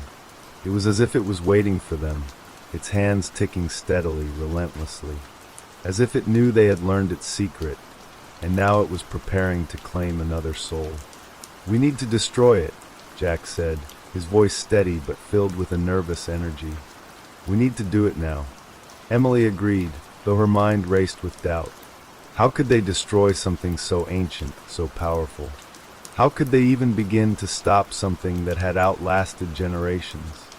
"We need to get to the heart of it," she said, trying to steady her voice. "Arden said we need to destroy it at its source. We need to figure out where it was created." "And how do we do that?" Jack asked, his voice tinged with panic. "We don't even know how it works." "We'll figure it out together," Emily replied, trying to reassure him. "We can't let it win. We can't let it take anyone else." They spent hours searching through the house, combing through old books, notes, and anything they could find that might offer a clue. The clock's ticking seemed to grow louder, more insistent, as if it was mocking them, daring them to try and stop it. Finally, Jack found something, a small, worn journal hidden in a drawer beneath the clock. Emily's heart skipped a beat as she saw the faded, crumbling pages. "What's that?" she asked, her voice barely above a whisper. "I think it's the key," Jack said, his voice trembling with a mixture of excitement and dread. "It looks like it's a diary, but there's something strange about it." Emily watched as Jack carefully opened the journal, revealing pages filled with strange symbols and cryptic notes. Some were written in a language she didn't recognize, while others seemed to be scattered thoughts, jumbled and disjointed. "What is this?" Emily asked, her eyes scanning the text. "It's like instructions, but they don't make any sense." Jack's face was pale as he flipped through the pages. I think it's the history of the clock. Whoever created it, they kept track of everything." They sat down, reading through the journal, piecing together fragments of information. The journal detailed the clock's creation, its purpose, and its insatiable hunger for time. But it also contained something else, a warning. "The clock must be fed," Emily read aloud, her voice trembling. "Once it starts, it cannot stop until it has claimed a soul. It resets after each cycle, starting anew." "There has to be more," Jack said, his eyes scanning the page. "We need to know how to destroy it." Emily continued reading. The journal mentioned an ancient ritual, a ritual that could break the clock's hold. But the ritual was incomplete. There were missing pages, and the instructions were vague. It spoke of using the clock's own energy against it, but how that was to be done was unclear. "This is it," Emily said, closing the journal with a sense of finality. "This is the only way. We need to perform this ritual." Jack looked at her, his face filled with doubt. "But how? We don't even know how to complete it." "We have no choice," Emily replied, her voice firm. "This is the only way to stop it." They gathered everything they could find, candles, incense, and anything else they thought might be needed for the ritual. The house was eerily quiet as they set everything up in the room with the clock, the air thick with tension. As they lit the candles and arranged the items on the floor, the clock's ticking grew louder, faster, almost frantic. It seemed to sense that something was about to happen, something that would threaten its existence. "Are you ready?" Jack asked, his voice shaky. Emily nodded, though her heart was racing. "We have to do this, Jack. We don't have any other choice." Together, they began the ritual, speaking the words from the journal, their voices trembling as they followed the instructions as best as they could. The room grew colder as they worked, the air thick with an unnatural energy. The clock's ticking grew louder still, like a drumbeat growing faster and faster, drowning out everything else. "It's working," Emily whispered, her eyes wide with fear and hope. "We're doing it." But then, without warning, the clock let out a deafening sound, an unholy shriek that seemed to shake the very walls of the house. The hands of the clock spun wildly, moving faster and faster, until they seemed to blur into nothingness. Emily gasped, stumbling backward as a wave of cold washed over her. Jack screamed in terror as the air around them seemed to twist, to warp, as if the very fabric of reality was tearing apart. "We have to finish it," Emily shouted, her voice almost lost in the chaos.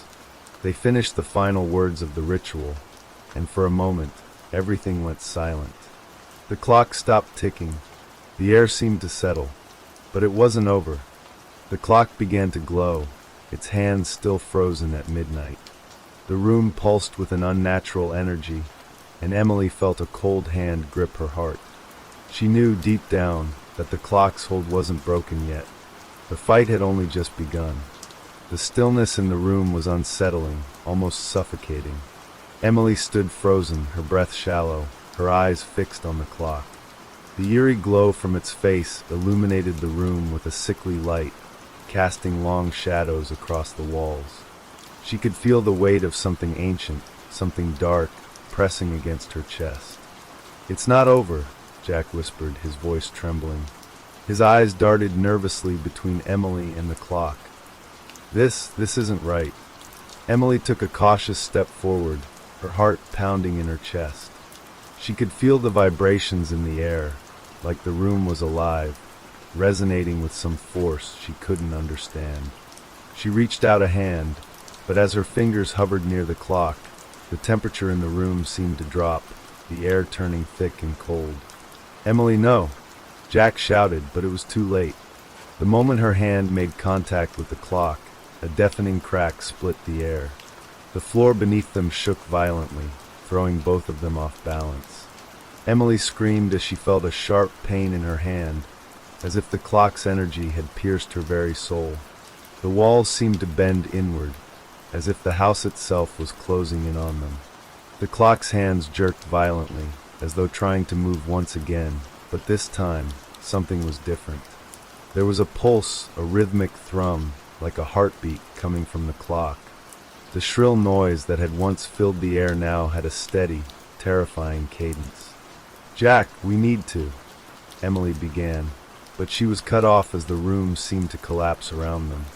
The space around them flickered, and in a blur, the clock vanished from sight, replaced by the unsettling image of an empty street.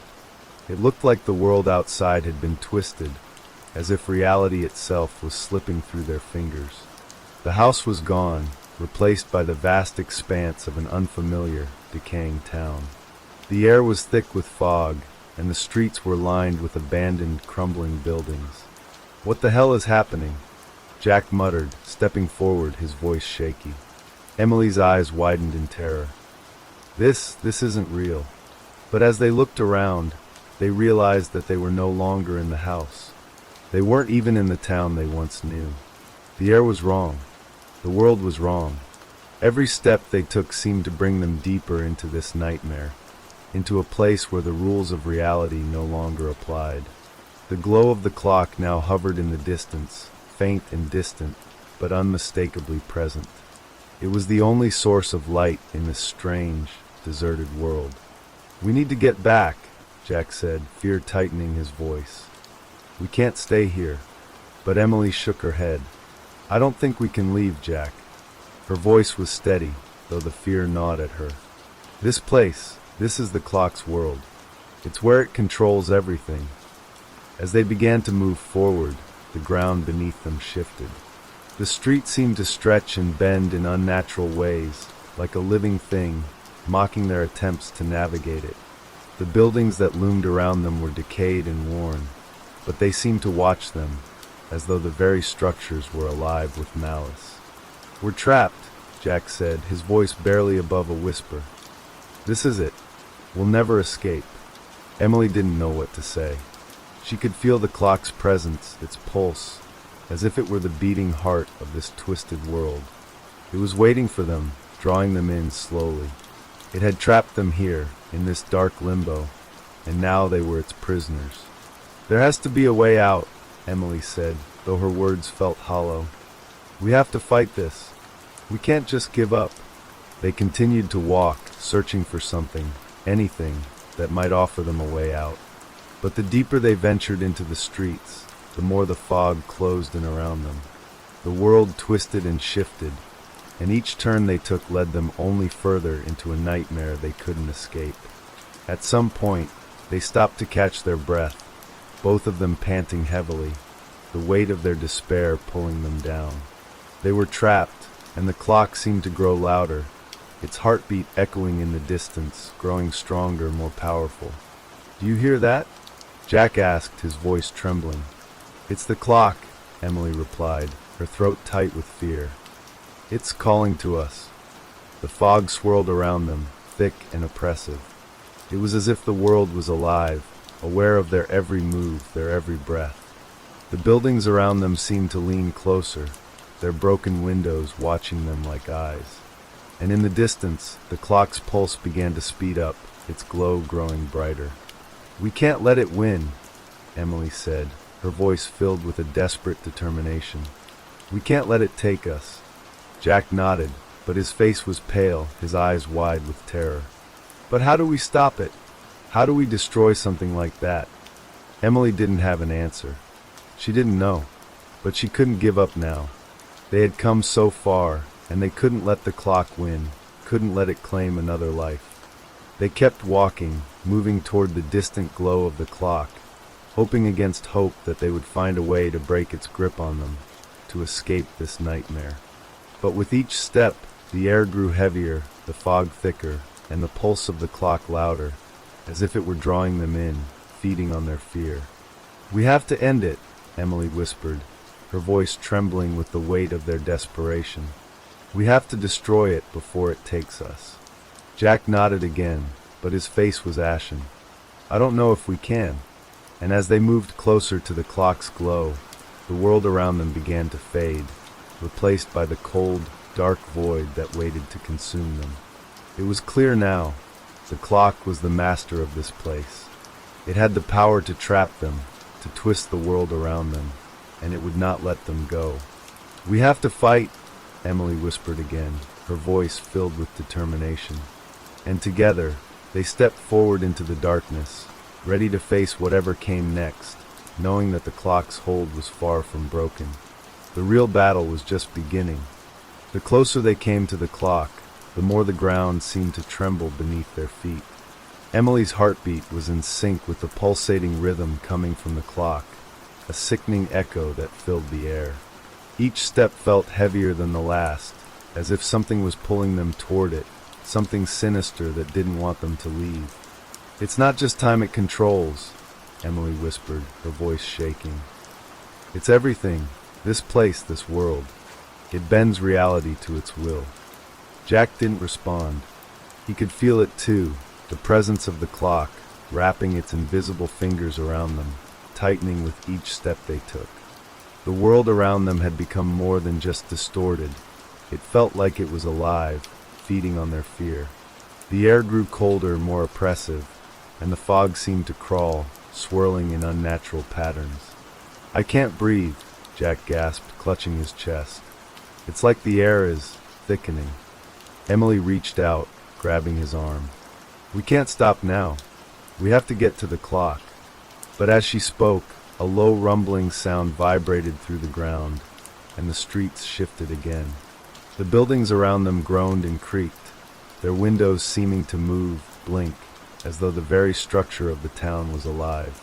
Emily's heart raced as the sky above them darkened further, the thick fog turning into shadowy tendrils that seemed to reach for them. "What's happening?" Jack whispered, his voice now full of terror. "I don't know," Emily replied, her eyes scanning the street. "But we have to keep going. We have to get there before it's too late." But with every step they took, the fog thickened, the shadows deepened. The streets no longer felt familiar. They felt foreign, as though they were being led into a trap. The buildings around them seemed to lean closer, their broken facades watching them, judging them. Each step felt like they were walking deeper into a nightmare. Then, the clock's pulse became unbearable. The sound was deafening now, a heartbeat that seemed to reverberate through their bones. The clock's face appeared before them, larger than life, hanging in midair, glowing with a sickly light. Its hands had stopped moving, frozen at a certain point, as if mocking them. "We're almost there," Emily whispered, but the words felt hollow. Her body trembled, and she felt a cold, creeping dread wash over her. The clock's presence grew stronger, enveloping them like a suffocating blanket. It felt as if it was reaching into their very souls, pulling them closer to its inescapable pull. "Emily," Jack gasped, his voice barely audible. "What if we can't stop it? What if we're too late?" "We can't think like that," Emily replied, her voice tight with fear and determination. "We have no choice but to fight. If we don't, it'll take us like it's taken everyone else." The moment she finished speaking, the clock's hands began to move again. Slowly, deliberately, each tick felt like a punch to her gut. The numbers on the clock's face began to shift, their shapes warping as they spun faster and faster. A swirling vortex of light appeared in the center of the clock, pulling at the air around them like a black hole. "It's starting," Jack said, his voice trembling with fear. "It's resetting." Emily's eyes widened as she realized the truth. The clock wasn't just counting down, it was resetting everything. It was going to pull them into its endless loop, trapping them forever in this twisted, distorted world. "We can't let it happen," Emily said, her voice raw with emotion. "We have to destroy it." She reached forward, but before she could touch the clock, the air around them cracked, and the ground beneath their feet split open. The once familiar street vanished, replaced by a dark abyss, a never-ending chasm that stretched down into nothingness. "No!" Jack shouted, grabbing her arm to pull her back. But it was too late. The vortex in the clock grew stronger, pulling them in with a force that no human could resist. Emily felt her feet leave the ground, the world spinning as the clock's pulse grew louder, drowning out everything else. "Jack!" Emily screamed, but her voice was lost in the overwhelming sound. The vortex swallowed them whole. For a moment, there was nothing but darkness. Then, they found themselves back at the house, the same house they had inherited. The familiar creaking of the floorboards, the stale air, and the oppressive silence. Emily's breath hitched, and her heart raced in her chest. "We're back," Jack whispered, his voice hoarse. The clock sat in its place on the mantel, still ticking, the hands slowly moving as if nothing had happened. "How?" Emily asked, her voice barely a whisper. "I don't know," Jack said, his eyes scanning the room frantically. I thought we were done for." But as they stood there, the clock's ticking seemed to echo louder and louder, like a countdown that never stopped. Emily turned toward it, her blood running cold. The hands of the clock had stopped moving, but they were pointing directly at her. "It's not over," Emily said, a cold realization sinking in. And then, without warning, the room began to shift again. The walls twisted, the floor cracked beneath them, and the clock's face began to glow a deep, crimson red. The pulse returned, stronger than ever, vibrating through their very bones. "Emily, we have to," Jack started, but his voice was drowned out by the noise. The clock began to tick faster now, each second feeling like a lifetime. The air crackled with energy, and Emily's heart raced. There was no escape from it, no way out. "It's pulling us back into its world," she gasped, tears stinging her eyes. "We're trapped forever." And as the clock ticked down, the room seemed to collapse around them, swallowed by the void, and the cycle began once again. As the clock ticked down, the room grew colder, the air thick with a sense of impending doom. Clara stood frozen in place, her heart pounding in her chest.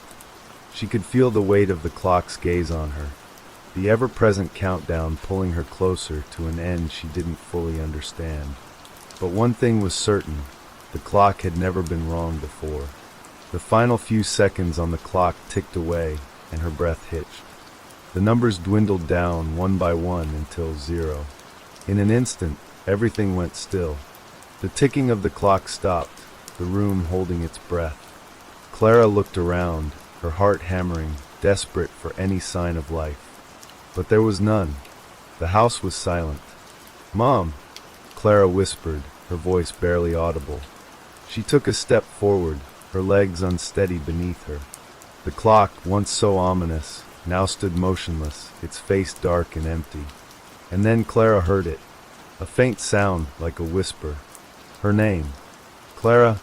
It wasn't her mom's voice, but it sounded familiar. It was as if someone, or something, was calling to her from within the walls of the house. She spun around, looking for the source of the voice, but there was no one there. Only the empty, echoing silence. The door to the living room opened with a creak. Clara hesitated, but curiosity tugged at her. She walked toward it, her heart in her throat, and stepped inside. What she saw took her breath away. Her mother stood there, just as she had before she disappeared.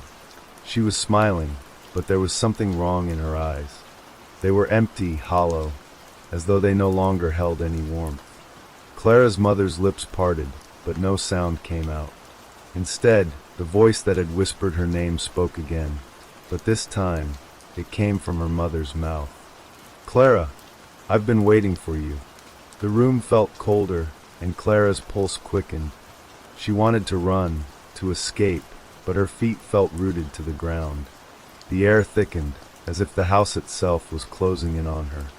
The floorboards creaked beneath her, but all she could focus on was her mother. Her mother who should have been gone, but was now standing before her, unreachable. "Mom!" Clara gasped, her voice trembling. "What's happening?" But her mother didn't answer. Instead, she reached out a hand, her fingers long and twisted, as if they had been stretched over time. She took a step forward, her feet gliding across the floor, her movements unnaturally slow and deliberate. Clara stepped back, her heart racing in her chest. She wanted to call out, but no words came. She felt trapped, as if the room itself was turning against her. The walls seemed to close in, and the ticking of the clock resumed. But this time, it wasn't just the clock that ticked. The air seemed to crackle, the sound of many clocks, each counting down to some unseen end, filling the room with a dreadful symphony. Clara turned to flee, but before she could, her mother's hand grasped her arm. A chill ran down Clara's spine as she looked into her mother's empty eyes, and for the first time she understood. The clock had not just counted down the time. It had counted down to her disappearance. "Clara, it's time." Before Clara could even react, her vision blurred, her body growing heavy. The room spun around her, the voices of the lost growing louder, overwhelming her senses.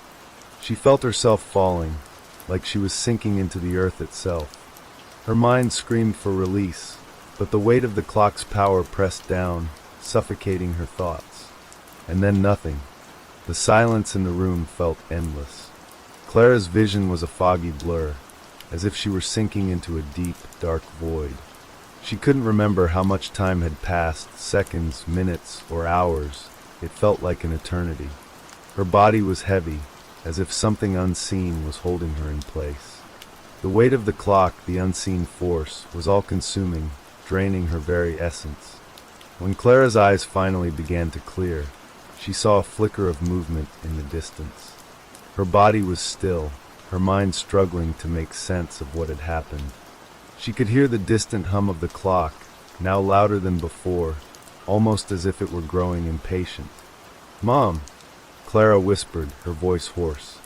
It barely escaped her throat, but there was no answer, only the same echoing silence. She tried to stand, her legs trembling beneath her, but the world around her seemed to shift with every step. It was as if the room itself no longer held any familiarity. The walls, once the sanctuary of her home, now felt strange, unfamiliar, as though they were closing in. Suddenly a soft sound, like the faintest breath, touched her ear. Clara whipped her head around, but there was no one there. The cold emptiness of the room pressed against her, suffocating her thoughts. She heard it again, the breath, and this time it felt closer. A whisper, faint but unmistakable. "Clara!" It breathed. Her breath caught in her throat. It was her mother's voice, soft, distant, but unmistakably hers. Clara spun around, searching, but the room remained still.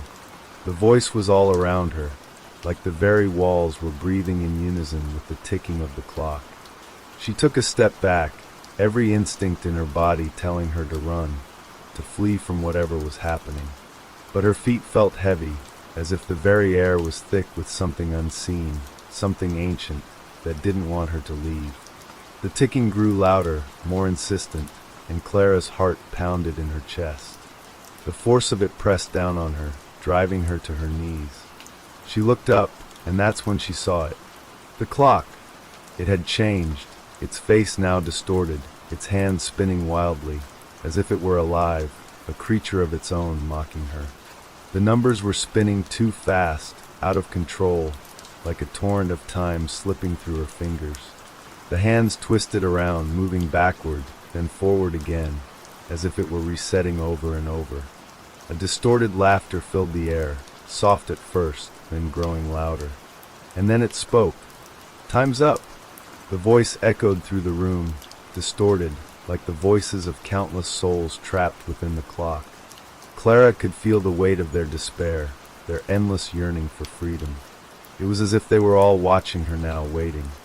Her legs gave out, and she collapsed onto the floor, her body trembling with fear. "No," she whispered, shaking her head, trying to fight against the overwhelming sense of dread. "No, no, no!" But the clock wouldn't stop. The hands continued to spin, the voices growing louder, more insistent. Clara felt the pressure in her chest, her breathing shallow, as if the room itself was closing in on her. And then she understood. The clock didn't just count down, it trapped souls. One by one, they disappeared into its gears, its ticking, its endless march through time. The hands of the clock had not only counted the minutes of the day, they counted the lives of those it consumed. And now Clara was next. The weight of the clock's presence grew unbearable. Clara's heartbeat thudded in her chest, but it wasn't just fear. It was something deeper, something primal that told her she had only moments left. The room seemed to shrink, the air thick with the oppressive tick of the clock. She could hear the whispers now, clearer than before, the voices of the lost. They weren't just echoes, they were speaking through her, filling her mind, pushing her to the edge of madness. They spoke of fear, of sorrow, of unfulfilled lives stolen by the clock. Their voices overlapped, creating a cacophony of desperation. "Help! Don't let it happen! Take it back! Save us!" Clara's mind raced as she reached for the clock, her hands shaking uncontrollably. She wasn't sure what she thought she could do. How could she stop something so powerful, so ancient? But she had to try. She had no choice. As she touched the clock, a cold, searing pain shot through her hand, and the room spun violently. The voices grew louder, more frantic. Her vision blurred, and her senses became a whirlwind of horror. The clock's hands moved faster, too fast now, as though time itself was collapsing into an endless spiral. "Please," Clara gasped, her voice cracking. "What do you want from me?" The laughter returned, mocking her helplessness. "You're a part of it now. You can't escape. Time will reset, and you will be gone, just like the others. Clara's throat tightened. She could feel her body weakening, her energy draining, as the clock seemed to suck the life from her. But even as her strength left her, a single, fleeting thought remained. She couldn't let this be the end.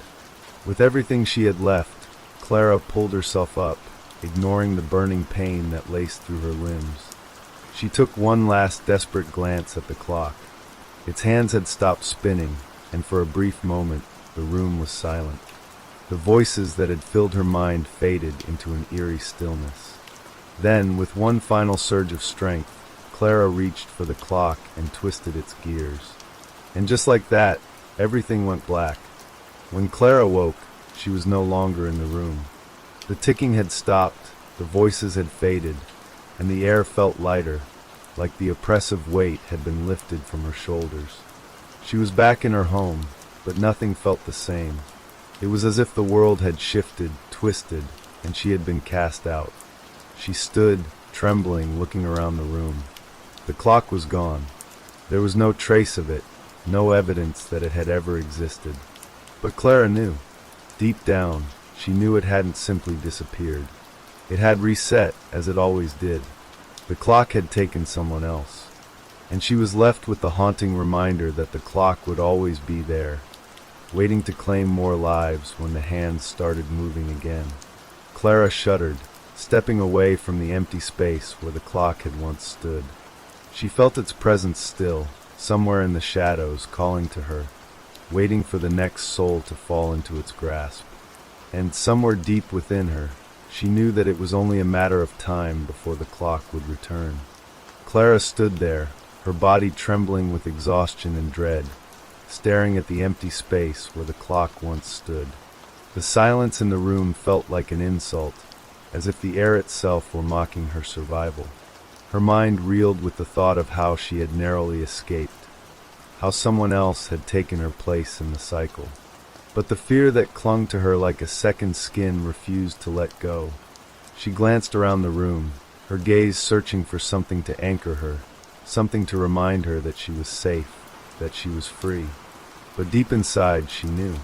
The clock would return. With a deep breath, Clara turned toward the door, as if walking away from the nightmare could erase its grip on her. But the weight of what she had witnessed, the unrelenting ticking of time, followed her every step. It had marked her, and now, like a shadow that would never leave, the clock was a part of her existence. There was no escaping it. The voices still echoed in the back of her mind, whispering warnings, urging her to run, to hide, to never speak of it again. But Clara knew that no matter where she went, she could never outrun time. The clock was still counting down, and soon it would start again. And that's the end of tonight's stories. Keep listening to the sound of rain and fall into a deep, peaceful sleep.